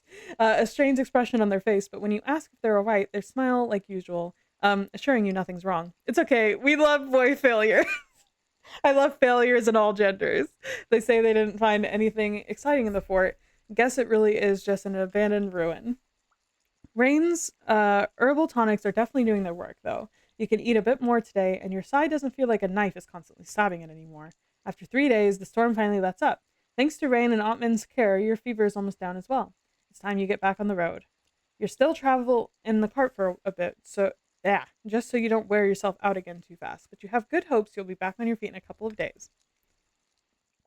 Ready? You nod, and Rain gives you a thumbs up. You set off once more. The rain was washed away your tracks in the road. It's almost like you were never there. The grass is still glistening with raindrops, and there's a fresh green smell in the air. Thankfully, the rest of your journey is fairly peaceful. In the end, you only arrive a day's late to Hamsmore. By the time of your arrival, you thankfully feel much better. You're walking increasingly bigger parts of the day with less and less pain. Me with this pain in my back I got yesterday, oh my god, it's awful, man. I pulled a muscle in my back. Now I gotta start doing yoga, because I think my body's too stiff, and so if I move in a weird way, then it, like, has me in pain for days on end. I hate being old, guys. It's the end of the afternoon. The warehouse isn't hard to find. After unloading the cart and bringing the horse to Miss Redfield's stable, you thank them for his hard work. By the way, every time I read Redfield, I'm like, Claire? Claire Redfield, is it you? You stroke the horse's mane and sneak him a treat. He's earned it. Goodbye, buddy. Thanks for taking care of us all this time. In the meantime, Rain has darted off to find Miss Redfield to inform her of your arrival. Good to see you, adventurers. You're late. I was starting to worry about you. Apologies, ma'am. We were caught in a rainstorm a few days ago, which considerably slowed our travel. I'm glad you made it through okay. Please walk me through the journey. I'd like to inspect my wares as well. Of course. I have the log here. Please follow me. The three of you report on everything that happened on your journey. Bandits! You must have had your hands full. I'm glad I hired some capable adventurers to deal with them. After she's done looking over the wares and finding everything to her liking, she turns to you with a smile. Everything looks in order. Thank you very much for completing the job. I appreciate it. Not at all. Thank you for entrusting this to us. It was a pleasure, ma'am. It was a pleasure, ma'am. That's my Rain voice. Thanks for taking us on again. You're paid handsomely for your trouble, and you sigh in satisfaction at the sound of some coins clinking in your purse. Ah, you're free. Nothing beats the feeling of a job completed and a pouch full of coin. Well, I say we get a drink somewhere to celebrate our success. Sounds good to me. What say you, Otmund? No thanks. Of course, you're no fun. Ah, come on, party pooper. Don't you want to unwind a little? We made it, you know. Otmund frowns. Squander away your gold on ale all you like. I don't want to be a part of it. He's got a savings account. Are you sure? It's just a few drinks, Otmund. Leave him, Corey. The stick up his ass is in too deep to get out. That just means he's peggable, right? I'm sorry. I didn't say that. Who said that? Okay, I don't know why I even bothered to ask. Right. And why would I want to willingly spend more time with you? I've thought this before, but this job has confirmed it. I work better alone. At least that way, I don't have to deal with others' incompetence. Incompetence? And who is that got stuck in the damn storm, huh? Bet you forgot all about that already. I didn't realize we were listing all the things that went wrong during the job. Do you want me to have a go? They're so funny. Relax, guys. Because if I started about your shortcomings, we'd be here till sunrise. Whatever. I don't have to listen to you. I'm leaving. Rain turns around, ready to take their leave. Yeah, that's better for everyone involved. Go and be a burden on someone else. At least we don't have to cover for your unreliable ass anymore. Thank the gods. Hey! Rain whiffs around at the words and snarls at Otmund. You know what, asshole? Fuck you. Thank the gods. I don't have to put up with you anymore. All you do is nag and complain. True that. Nothing fits in your little world that isn't exactly the way you want it, does it? You do realize that everyone you meet thinks you're an insufferable jackass, right? Except me. Sorry. Except for me. Otmund's jaw twitches, and for a moment you're worried he might throw a punch at Rain, but the only thing he does is glower. If you're going to throw another one of your tantrums, forget it. I'm not going to listen to them anymore. And with that, Otmund turns and walks away. Rain is seething beside you. I hate him. I hate his guts. I hope he steps on his small, painful stones every day of his life. I hope he gets cold fries every time he goes to McDonald's. You don't hate him. Come on, let's not go there. He always does this. There's something worth celebrating, and he ruins it. Ugh, I'm not even in the mood to drink anymore. Sorry, Corey. I'm gonna go cool off or something. Bye. And Rain stalks away. Bye. That wasn't what you intended for to happen at all. What a sad way to end a successful job. I like it. I like the conflict. I feel like too many like creators are scared to just like have people argue. You know, it's like not everybody gets along and not everything's fucking rainbows and fairies all the time. Like it feels real too. They're just not compatible people. OMG, they are fighting for us. Yes, I'm delusional. No, that's gotta be part of it. I know Otmund is like punching a wall because we had a crush on Rain first, okay? We kind of fell into him by accident. But like, you know, it's fine. So there is no MC. No, we are. We're the MC. Oh wait, I don't even know what the question is. Ignore me. You end up drinking by yourself in a dim lit bar. It feels strange to be on your own again. You'll get used to it again, you know that, but still, could things have been different? You think back on Otmund and Rain's fight. Maybe they're just really meant to hate each other? Some people just don't get along no matter what you do, but, well, there's nothing you could have done. If this was the way it was meant to go, then it wouldn't have mattered if you had tried. You're in a strange mood, and you soon leave the bar. You don't feel like being by yourself while others around you drink and laugh and make merry. You wander around Yamsmore for a while. You haven't been to the city before. It's surrounded by slightly sloping hills, and you climb up one of them. Ooh! You stand there for a while, looking out over the landscape. Who's that in the back?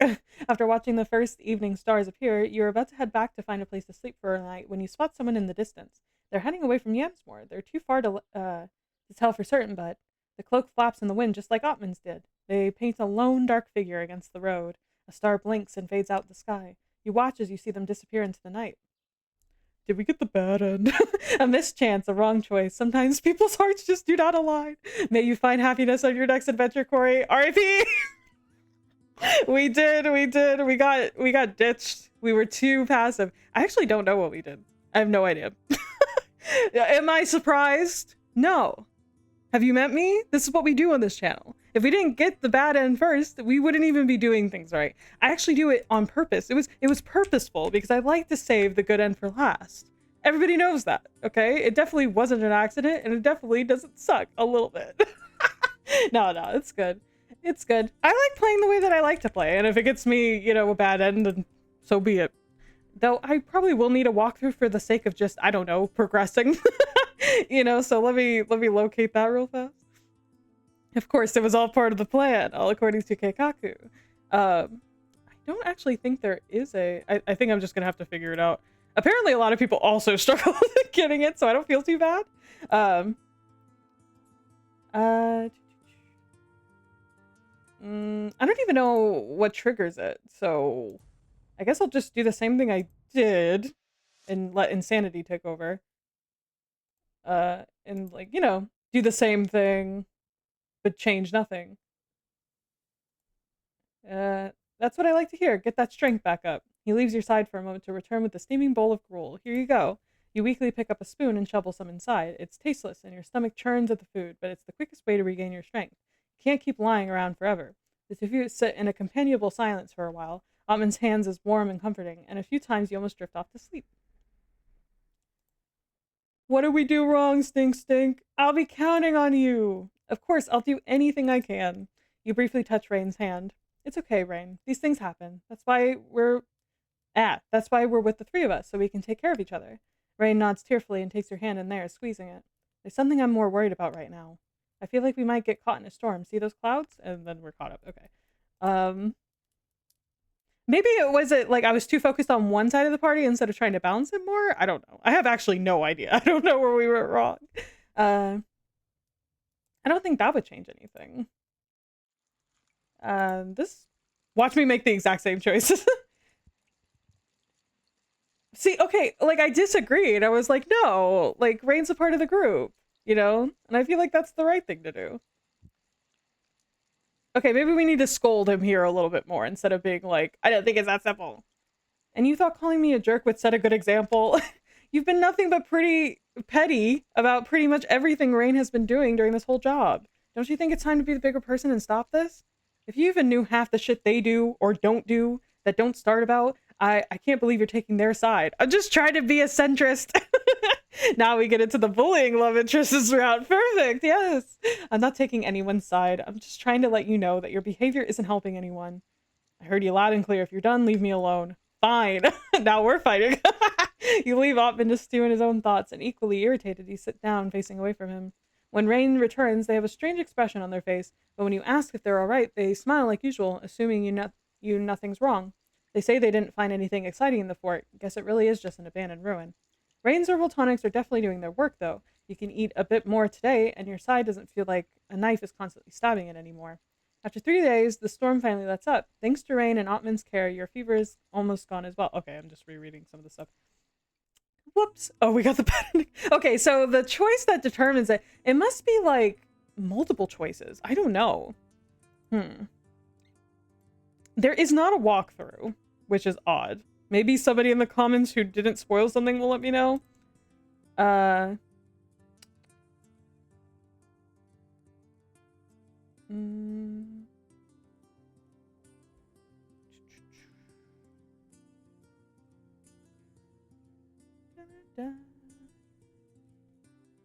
Sorry, guys. I was just trying to read up on something real fast.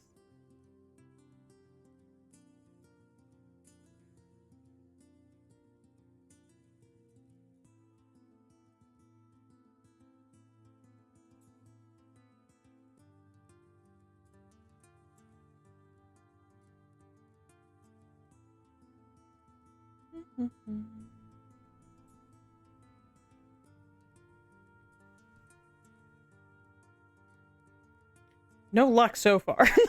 I'm just like.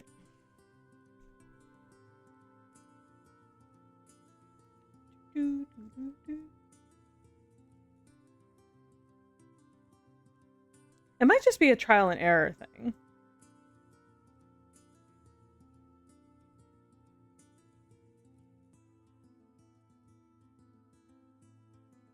Maybe because we didn't give him the locket? Were we not supposed to choose two things at once? I don't know. I don't know. Dang, tried to look at the game page to find a walkthrough. It was released for the same game jail I released the Life I Lost. Funny how games cross paths somehow. Yeah, that is cool. I don't want to leave it on a bad note, but I'm like, do I need to replay from the beginning and just make different choices? I mean, I feel like the only thing that would determine if we didn't get it was not giving him the locket that we got. So I guess I'll try that. Just a quick little scan through. I don't think this will make a difference. Rest first, supplies later. Check on the horse. Yep, you should get some rest. We're not carrying. Need some help. I'm trying to remember everything I said. Walk at the back. I do have saves, so if I get to that part where I think it's going to branch off, then I'll save before then. You shouldn't say those things. You don't mean it. Hold out your hand. Okay, it was this one. I was like, oh, wait. Gather. Otmund gives you a grateful smile when you follow him to gather some dry wood from a thicket nearby. Between the two of you, it doesn't take long before you have enough to keep the fire going for a good long while. Amund's bundle has gotten pretty big, but he's holding it with ease. This should be enough. When he turns to you, there's a leaf stuck in his hair. Oh, okay, we didn't see this. Brush off the leaf. When you raise your hand to Otmund's face, he warily takes you a step back. What are you doing? Hold still, you have something stuck in your hair. Otmund relents and tilts his head towards you for better access. You brush off a leaf once you do, and looks up at you. It startles you for a moment. How close he is. Thanks. With arms full of firewood, you return to the camp. Watch that be the only thing. Can you imagine? No. I feel like that'd be a little silly. This time. Why do you dislike rain so much? Offer to keep him company. Yeah, that might have been the branch off initially. Uh, this one. Yep. Diddle. Oh no, wrong one. This one. We made more choices than I thought we did. Doop, doop, doop. The most fun is when I have to go back and try to make like, and I mean this. Look, every game has different expectations and stuff. Personally, I usually don't prefer games that have like you have to say the right thing and then you end up on the right route or get like good ends and things like that. Like I do understand the like purpose behind them. I just don't get them. I just don't understand them, which is my own issue, and that's why I usually always play with walkthroughs. So I always think that games like this have to have walkthroughs for people like me, because I don't think I'm like in the minority necessarily. I think like a lot of people, like I think everybody plays the games in order to get a good end. You know, like the bad end is the bad end for the reason they don't play it for that. So like if they can't find a way to navigate that, that could be like frustrating. Um, so I tend to always make games where like, you know, the choices are just flavorful, or like if you do get a branching thing, it just gives you different like really important things, but it doesn't like determine. I don't know. I feel like consequences are handled in a very specific way. And with romance games, it can be like kind of counterintuitive in my opinion. And this isn't even a criticism of the game. I just mean in general, like criticisms of like visual novels that do, I guess, similar things. I don't know. That's why I always have walkthroughs in the games that choices. I know, I can't. I don't know what to do. Uh, which, you know, a me problem, skill issue, sure. Keep that one. Uh, no, it's okay. Yeah, we're good. Maybe it's because I friend zoned him at the beginning. That might have been it. I might not have just gotten enough points with him. Have fun, crazies. Don't worry, we'll be over here. Wouldn't want to disturb your beauty sleep. You and Otman hand off a little sideways of the cart. You roll your, which makes sense, I guess. But I like, I guess that's the part that's kind of frustrating because I really did like that. Like the meta narrative was more, you know, like our character wasn't really that into Otman to begin with, and it's like unless we're all the way with him from jump, like then we can't get it, you know. And like that's fine. Again, not you. Your game is what your game is, and like you want it to be how you want it to be. You know, it's just personally, I'm like, oh, you know, I was enjoying that part of the game that I got to kind of do what I wanted, and now I feel like I'm being punished because I did what I wanted, or like to a certain degree. So just like, you know, it's not ideal, but it's not the end of the world, you know. And had I had a walkthrough, I probably would have just like not played the way that I would normally play and just play whatever got me what I wanted. You know what I mean? So you roll your shoulders a few times. It'll be a nice change of pace to get some practice in. You fight with magic. We have magic. You ready yourself, pulling the magic to your hands. Amin grins and places himself in a fighter stance, unsheathing his sword. A beat passes, then you launch yourself at each other, striking and dodging each other at an easy pace. You take a while to get used to the other. You may have fought alongside Otman before, but not as opponents. After a few rounds, Otman draws back, grinning. The exercise has brought out the color in his cheeks, and you imagine you look flushed as well. You're not half bad, though I doubt you could beat me. Can you beat me? You raise an eyebrow. Is that a challenge? Otman grips his sword again, grin widening. Give me all you got. You slightly bend your knees and gathering your strength.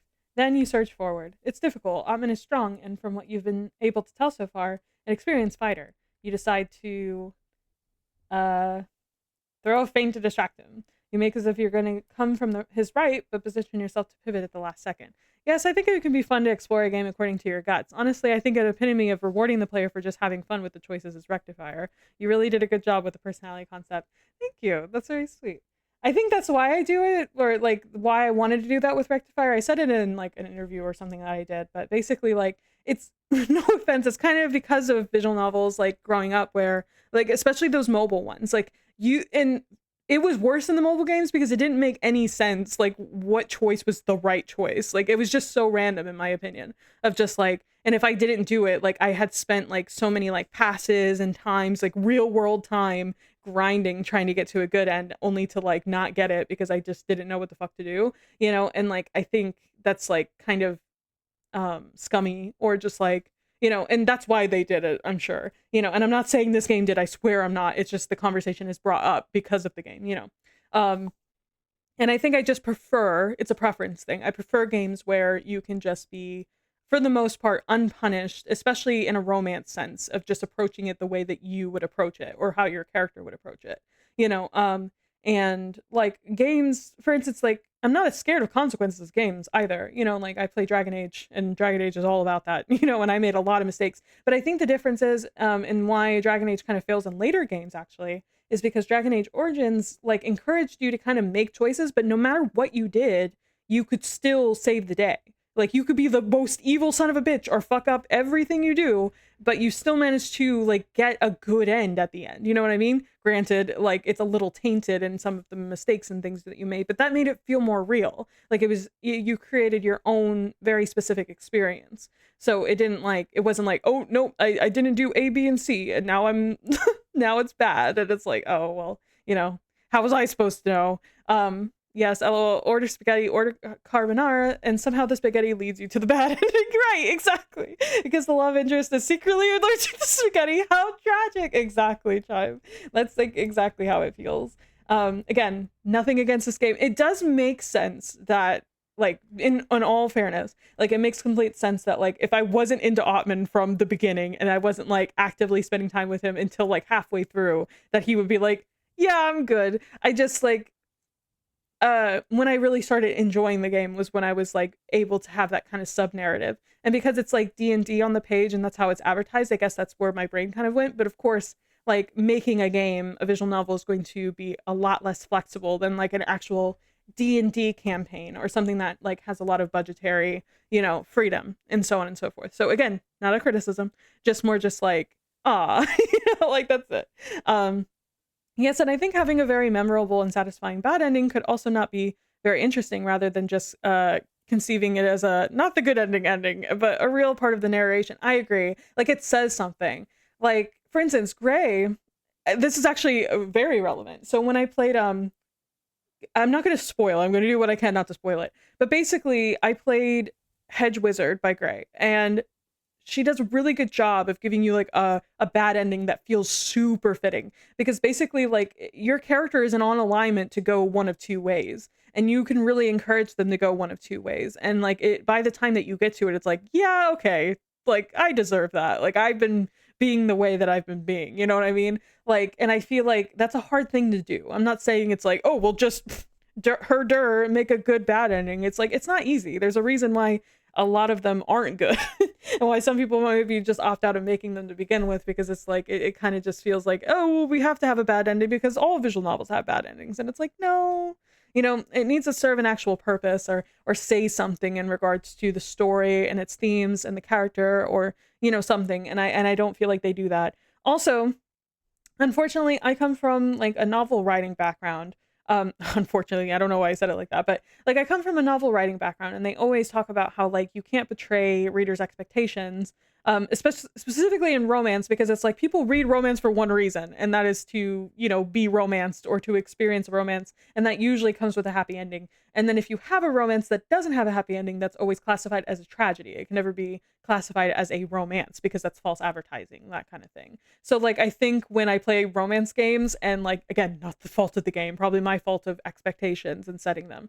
But it's like whenever I play a visual novel and they have bad endings, I'm like, oh, I came here for the romance and now I'm not getting it, and now I'm sad, like, because it's like that's not what I was promised, and it's like, and it's all in my head. But again, that's why I usually seek out walkthroughs, so I don't even have to bother. Oh yes, it's not. I wish more VNs would make it a narrative relevant. Not gonna lie, I'm opposite. I only offer the tragic endings, which is fine. Like I know that going in. And I think also setting expectations is really important too, because certain games just, they strive to achieve different things. And so like just reading a game page or just like experiencing the story or whatever, like you expect it to go one way. So if it doesn't go that way, you're gonna be like, what the fuck? And it could be a good or bad thing. It could be subversive, but it could also be like subversive in a bad way. Like it portrays expectations. I have so many romance games planned ending tragically, period. Most of them, actually. Of course, of course.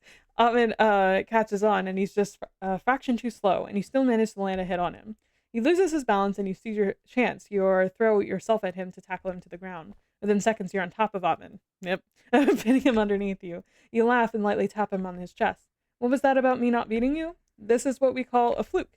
But his tone is light, and the look on his face tells you you've gained some of his respect. Both of you are panting and sweating, and Otmund's collar has gotten loose during your sparring. Get off of him and help him up. Linger for a moment. Well, now I feel like we gotta linger. Your eyes trail a bead of sweat running on his neck. You can feel the warmth of Otmund's skin on yours. Now, I will say, and maybe this is closer to a criticism, which I really don't want to do, so I'm being like very just like, take it or leave it. Take what resonates, leave the rest. But I'm not asexual, but like I was trying to play an asexual character or somebody who was on the ace spectrum. And like, again, now I feel like I can't really play that character because if I don't go all in, then there's a chance that I might, and I could be wrong because I don't know. But like where I'm sitting right now and with the knowledge that I do have, I'm like, okay, so if I don't go all in for Otmund and like flirt with him and like do things that my character probably actually wouldn't do, then I feel like we're just going to get the bad end. And maybe that's just canon for my specific character and maybe I could live with that. But it's just like, I don't know. I feel like, especially with a game that kind of promotes a little bit of freedom and customization for your character, that's like something that needs to be maybe accounted for. I mean, it's like not that anything even needs to be rewritten or anything, but like for future, I guess, unless of course you want to curate an experience, a very specific experience, then I guess at that point it's just a matter of advertising it that way or whatever. I don't know. I think it's like maybe I just set my expectations a very certain way and now they're not really being hit and I feel bad for like I don't know, vocalizing that, but it's just more like explaining, I guess, my disappointment in a way, but not with like the actual game or anything, because it is really good and that's why I want to get the good ending and all that, like, you know what I mean? But here it's okay because it means we can spend more time with Otmund. True, not a bad turn of events, all things considered. Let me save. You startle out of it when you hear Otmund snort. My eyes are up here. No, I know. Oh, sorry, I can't help that I like what I see. Oh, sorry. You scramble to your feet, cheeks burning. Otmund chuckles. Nice work. Let me know if you ever want to spar again sometime. Will do. You're a worthy opponent. Thank you. Likewise. And then we're back to reality. Now you're just showing off. Quietly enjoy the sight. Yes, yes. Dip a toe in. More shirtless. For those who weren't here earlier on the stream, I'm glad we can count on you. I'm glad we can count on you. Yeah. You can take me you should take me at my word. Yeah, that's what I said. Oh, it'd be nice to. Can you be nice for Rain to once? Don't tell me you're here to defend their sorry ass for skipping other chores. Maybe they didn't wash the canteens properly, but you could have been nicer about it. I wonder if you'll still say that after we're stranded here, sick, poisoned, or worse. Okay, but think about it like this. Would you yell at me like that if I hadn't done something properly? No, we don't count. Yeah, we don't count. I can see what you mean. Or should we be... That's ridiculous. I can see what you mean. Yeah, I just like... What makes you so sure you're right? Why do you value your strength? What makes you so sure you're right? Being on this journey has been proof enough for me. All I see them doing is goofing around and not taking this seriously. I know you're trying to make me see what's good in them, but it's being strong and brave or what I've had to do my entire life. What do you mean? Okay, we know. We've been through this. Good point, Corey. But here it's okay because it means we get to... Yeah. I'm so good at reading past chats. Let me finish at a distance, offer a hug. Wordlessly, you scoot closer, holding out your arms in silent invitation. To your surprise, he accepts. Otmund leans into your embrace, resting his head on your shoulder. His hair tickles your cheek. I think I did that last time too. Okay. It's okay to admit you need help. Yeah, this is a cute scene. And I'll be here to help you. And I'll be here to help you. You don't have to make any promises like that. I'm not saying that because I have to. I thank you. Listen, I know we'll part ways again at the end of this, but I want you to know that your company means a lot to me. Maybe we'll cross paths again. We get to decide what we make of this, true? We can see what we want to do once we're done with the job, don't you think? Nothing is set in stone. Yeah, I guess so. You pause and give him a cheeky grin, unless you were looking forward to getting rid of me. No, not at all. You're right. Let's just wait until this is all over. He gets to his feet and points to the canteens. Yeah, I'm definitely thinking it's like I just was a little too passive with him to begin with, which is okay. Like, I get it. Consequences, actions, that kind of thing. Let's get those cleaned and filled, shall we? Yep. Otmund laughs and shakes his head. I can't believe some of the words that come out of my mouth. Of that mouth. Don't tempt me to shut you up. Oh my gosh. Okay. Okay, okay. Shutting up now. Try and see what happens. We're just being really fun. Otman drops his voice and leans in closer. You can feel his breath on your cheek. If you keep tempting me like that, I really might. Hey, who's this? I swear I keep finding the flask every morning somewhere around the camp. We'll cross paths on the traveler's road. Try and see what happens. Kiss, rain, no, rain, rain. Yes, why? He wants to be here. It's something to say. They have something to say. You quickly pull back from Otman to turn around and see Rain. Yeah, we didn't even get close to it. Yeah, I'm realizing I probably just played the game wrong. I don't know. Otman sighs and walks over. I'm pretty sure that's not mine either. Let's put it over there now. Doo-doo. Stop and help. Hello there. What's your name? Hi, my name's Axelo. Nice to meet you, Axelo. I'm Corey. We're going to help you and your parents get to Willow's End. Axelo wipes the tears from their cheeks and slowly nods. Okay. Rain has apparently finished with attending to the wounds of the two other tieflings because they walk over and gently touch the tiefling woman's shoulder. Yep, we've seen this. Do we have to say you look hot? I mean, like he does. It's just like, I look hot. You're sweating, right? Here, I have a handkerchief. Ah, right. Yes, thanks. You slowly but surely help the tiefling. I feel blue balled. So real me when I got the bad end. It's, we're just good friends. We're just colleagues, We are neutral. I don't mind taking the floor. Well, if you're offering, I guess they can be, have a little faith. Have a little faith in them. Hey, good look out. That was close. Thanks. Back here in a little bit. Ready to go in. Can we get in the locket now? Ooh, tell me more. Actually, could you show us some of the... Let's not. You barely managed to suppress your laughter. You don't think you've ever seen Otman so flustered. Alright. Just some lantern oil and rope then, please. Of course, you can find those... Yep. And then we'll just get the thing for Otman so we don't have the choice for the other one. And then... That's all we want. Yep. Sorry if this is boring to rewatch. I'm so sorry, but I'm just trying to make sure I get the right things again. As if I could spot you from a mile away. Then let's hold hands. Sticky dumplings. It feels nice. Oh? For a moment, amidst the cacophony of noise and music, everything melts away. The only thing you could see are Otman's warm brown eyes looking into yours. We love a man with just brown eyes and no riz. He got his calluses fingers hesitantly brushed along your jaw, where you're pretty sure there's no food that needs wiping away.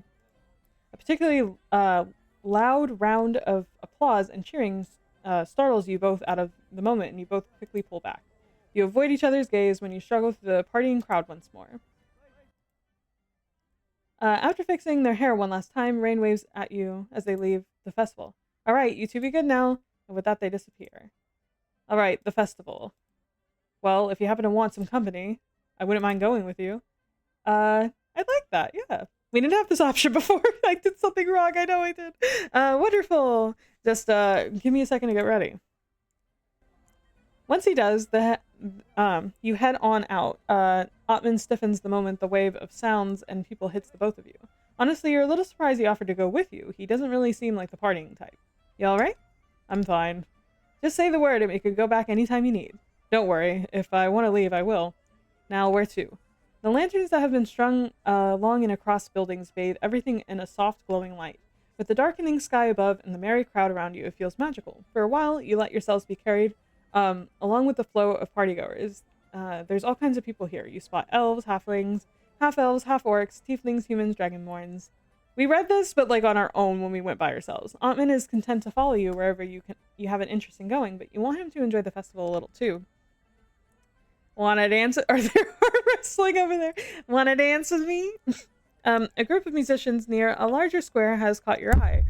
I smacked the mic, I'm so sorry. Caught your eye. A lot of people around them are dancing. Dance? I know, I can't dance. No worries, neither can I. Then I'll teach you. Neither can I. You glide your hand in his, lightly tugging at him towards the square. I think it'll be fun, but if you really don't want to, you don't have to. All right. You join the group of people moving to the music. There's a lot of couples dancing, kids too, with their parents or their friends. None of it is too wild or too complicated. Many people just sway from side to side. Here, we'll just take it easy. You can trust me. You gently take Otman's hand and pull him a little closer. And now we sway. We just have to copy what those people are doing over there. You nod to a couple near you. Otman follows your gaze and swallows. Like this? Otman moves his weight from one foot to the other. It's a little clumsy, but that's perfect for you. Also, he looks like he's trying very hard. It's cute. You're doing wonderful. Well, if you say so. Okay, I'll move a little closer now, alright? You take a step forward, so close that the two of you nearly touch. You continue your sway. See? This isn't so bad, right? Otman's eyes soften and his shoulders relax. No, not bad at all. You dance for a little longer, clapping for the musicians once they take a brief break from their music making. Let's get away from the crowd for a bit. Tired out already? I think we can get some air if we go up those stairs ahead of you. You follow Otman through the crowd and go up a couple of stairs. Even up here, it's been beautifully decorated with flags and lanterns. I just realized on our last thing, too, we didn't even get a kiss scene. We did nothing. And I was like, oh, yeah, head in the good end land, you know? I was so optimistic. I was so young. For a while, you both look out into the festivities below you in a comfortable silence. So pretty, too. Wow. The fresh, cool air here is wonderful. It feels good to take a break from the noise. By Otman's content smile, you guess he feels the same. Oh, right. Now would be a good time to give the locket you brought earlier to Otman. You turn to him and fish the present out of your pocket. Hey, so when we were out shopping earlier, I got you something. You hand him the locket. It's been carefully wrapped in some brown paper, and Otman holds it out while giving you a curious look. For me, you didn't have to. I know, but I wanted to. Otman gives you a warm, genuine smile and unwraps the package. When he holds the locket in his hand, his eyes widen in surprise. I thought you could use it for your family portrait. You know, to keep it safe. Otman doesn't say anything. He stares at the locket, rubbing his thumb over the swirling engravings.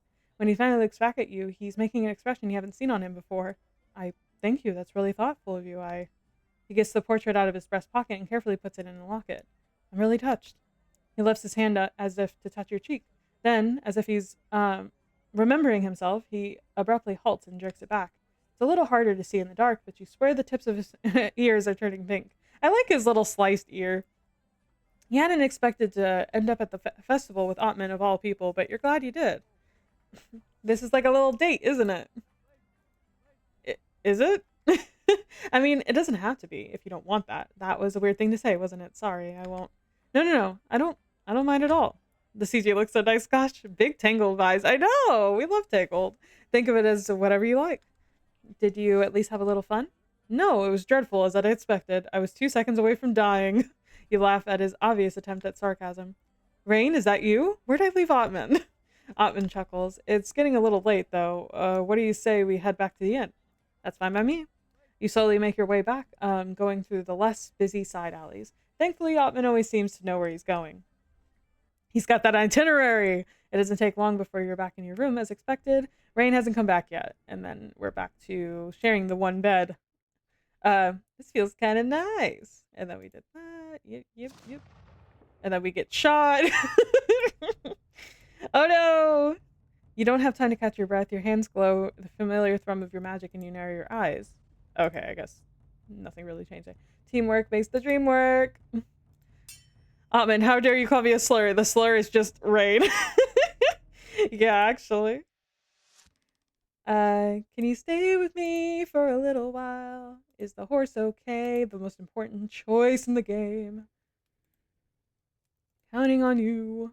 Otman has been there every time, tucking his cloak over you or holding hair out of your face. Oh, that was new. Cute. Shirtless. Once everyone is seated around the fire, Otman hesitantly speaks up. Rain, I'm sorry. I should have trusted your judgment. Oh, being nicer? We got caught in the storm because of me. Oh? Yeah, you should have. That was really dangerous and dumb. But it's okay, Rain. You're a hero and a savior. Found you this nice little fort. We'll just have to wait out the storm in here. The crackle of the fire is soothing and you're tempted to doze off again, but before you have the chance to, something soft is dropped on your head. Okay, interesting. Reconciliation, friendship. I just like them being Aggie, I guess. What are you doing? Is that how you dry your hair? Come here. Otman sits down behind you and takes the... Okay. What are you trying to get into? The cloth from your hand, he starts gently drying your hair, smoothing the bird nest mess mess you and the rain created. Your hair is on the longer side. It'll take away. We have short hair. I imagine Corey has short hair, but you wouldn't have minded even if it had. Otman's hands are careful, and you quickly start to feel drowsy and relaxed. When Otman is done, you just about feel like you've melted. Lean back against his chest. What better place to rest again? You can't see Otman's face from this position, but you do feel him momentarily tensing up. Are you asleep? Yes. I see. Let's find you a bedroll then. Fine. You reluctantly give up your very comfy and very warm human pillow. Fortunately, your bedroll is dry enough to be used. You're so exhausted you're asleep within minutes. Yeah, we did something wrong, guys. Every second I'm being more reminded, like, okay, I'm the problem. Understood. Got you. Don't worry about it. I can think of a few things. Oh yeah, I'm all ears. A kiss. Rain's a bad influence on you. No! You start to say something else, but you're interrupted by your own yawning. Amon stops talking abruptly and stares at you, then gently, but with no hesitation, both his hands cup your face. Who gives a fuck about the itinerary? I don't know. Not... Relax. You close your eyes and lean into the warmth of his touch. That's the same.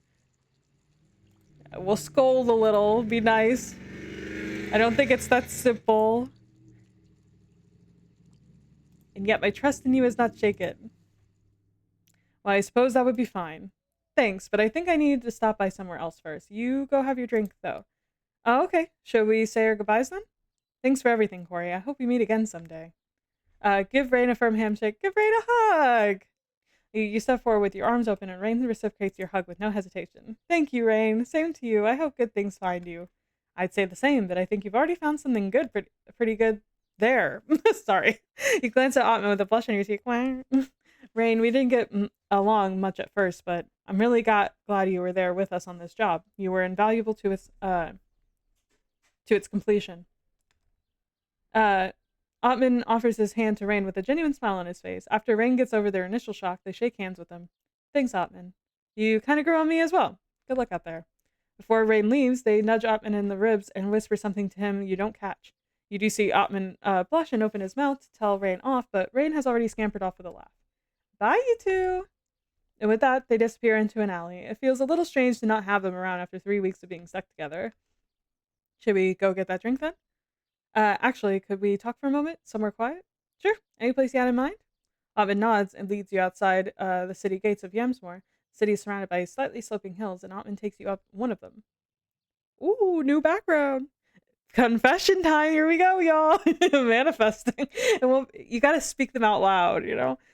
It won't be long until sunset. A beautiful combination of orange, red, and yellow swirls paint the sky. You sit down next to each other watching the clouds. What did you want to talk about?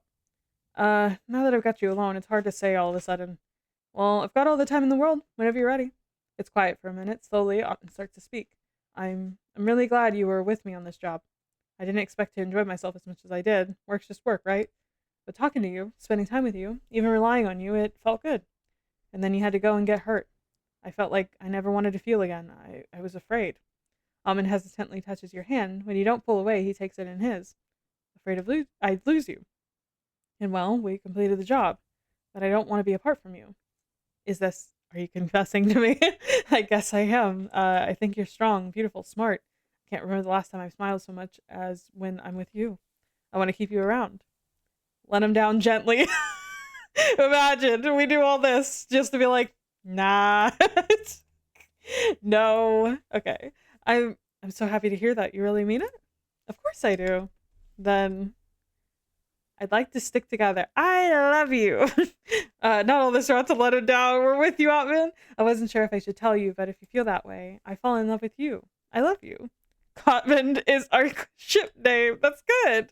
We could have slept in a cot too. That would have been fun. You love. Okay, Cotmund doesn't sound good, but the heart is there. Maybe it'll be Courtmund. That's Ori. Or Ori's kind of cute. You love. Without warning, Otmund pulls you to his chest. You made me so happy. Thank you. Otmund quickly lets go. Sorry, was that all right? Throw your arms around him.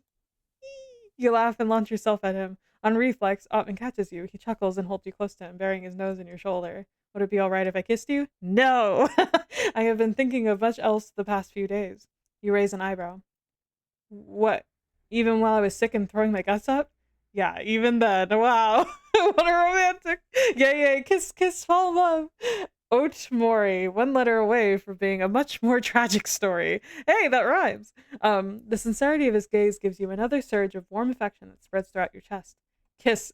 Don't kiss. I'm just kiss. Kiss! You lean in and sinking your arms around Otman's neck. His skin is warm against yours, his fingertips rough on your cheek.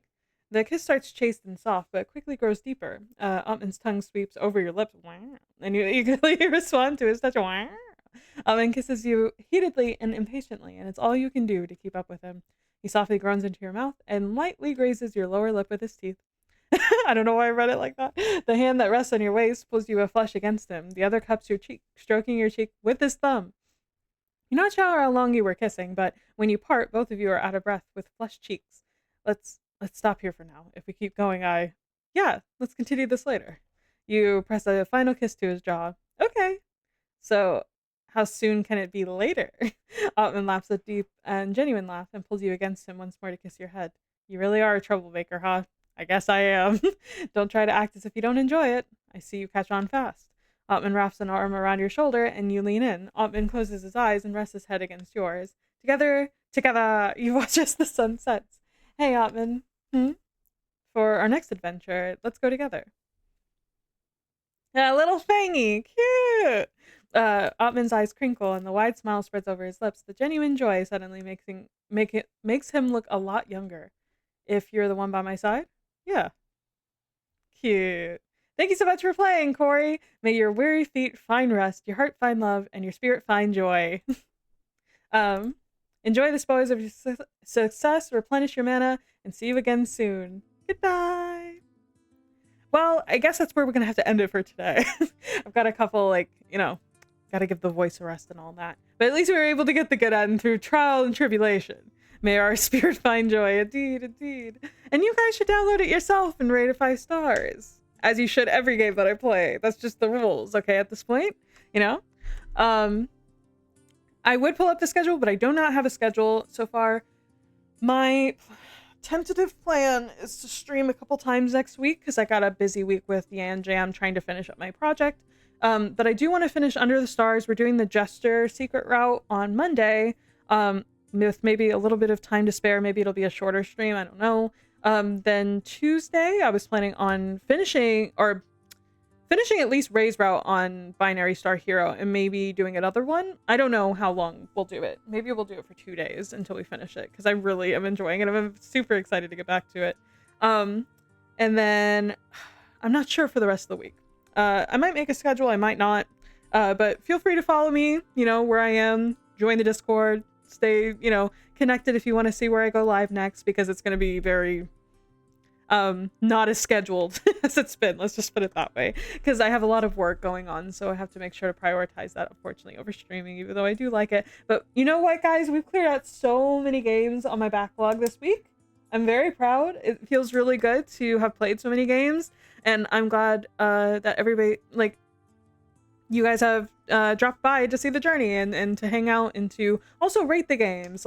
On Tuesday when we did that big, everybody did, for the most part, go back and rate the games that they hadn't played yet or whatever, and that makes me feel really good. All your games deserve extra ratings and stuff. So, glad I could sport. Glad I was finally able to play the game after so long. It's been a very long time. I did have, my mild criticisms about it, and I do feel a little bit guilty about voicing them, but I guess it's more just, not that anybody needs to change anything. I don't mean it by that. I guess I'm just more explaining why I'm, disappointment isn't the word, where it's my expectations were kind of subverted a little bit, and so I'm coming to terms with that, be oh, okay, so I just have to play the game a little bit differently. Hopefully if I do get back to it, I'll probably just find a walkthrough and then go through Rain's route in the way that I want to go through it, and then just have it done, that kind of thing. It was less about the game and the lack of a walkthrough, yeah, which I hate to keep harping on because it's not the biggest deal in the world. I just kind of, it kind of, if anything, makes it so that in the future I definitely need them because it's just I don't like playing games without them, clearly, at all. So which I knew, but I just was like, oh, I'll figure it out.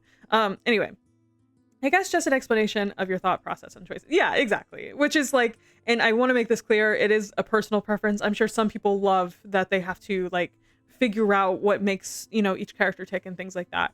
I guess I've been spoiled by like some other games where they have a little bit more leniency, and that's a hard thing to implement anyway. So like, I think it's unfair of me to expect that from like every game or whatever the fuck, you know, and I don't.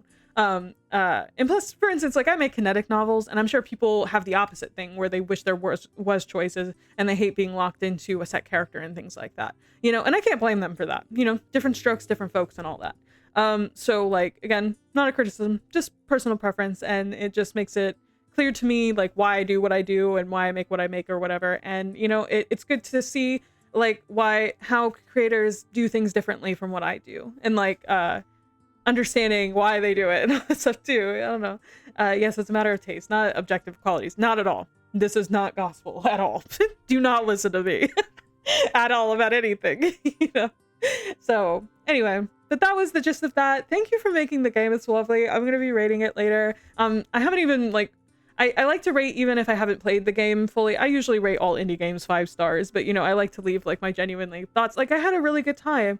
I think it was paced really well, and I do like just like the very cozy feel of the game. And Otmund's super sweet. I like both characters a lot. I mean, I like them totally.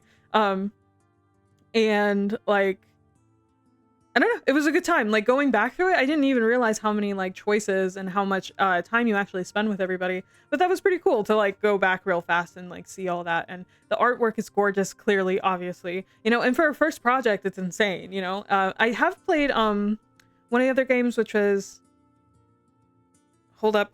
It's the tavern one with the orc. I can never remember the name. Apologies. Unprofessional. What the fuck? I have played a Tavern at Night. I have not played a Tavern at Night Firelight yet, but you know, I have played one of your games. Really love them. Super cozy always, like a warm blanket, you know. So thank you again for making it. And if you're watching this, again, sorry for any mild criticisms at all. Don't take them to heart. I feel really bad. I usually don't like to voice them at all if I can help it. I just felt like I felt the need to in case the like vibe was slightly off or something. So anyway, not a big deal. Not the end of the world. Anyway, I just got anxiety, so I tend to like over explain myself even if it's not that deep. Like it ain't that deep, girl. It's fine. And I had a good time. So ultimately, at the end of the day, we got to kiss cute boys. We got to see shirtless babes. So, you know, I won ultimately. But thank you guys for dropping by all this week and for today and so on and so forth. And I hope to stream on Monday. I'm taking tomorrow off for sure. And I'm excited about it. Can't you tell? I'm so excited. I'm tired. I'm a little tired and my voice is like strained, but we made it through. I did not lose my voice. I have not lost my voice yet. So we're trucking on. Thank you for streaming so many great games. Not a problem. Easiest work of my life. Honestly, y'all make it easy because every game I've played has just been banger after banger after banger after banger, which is either I'm really good at picking games or I'm just in a really good like community of people who just make great games, you know. I'll let you decide which one it is. You know, maybe it's both. Anyway, so instead of rambling anymore, just have a great day, guys. I'm not in the mood to plug anything. Just, you know, for those lurking, check out my stuff. It's all linked in my Twitch About Me section. That's actually a good place to look if you want to see what I'm all about. But as of right now, I'm just a tired girly who's kind of hungry. So anyway, bye everybody. Have a good night. Have a good day. Whatever your time zone is.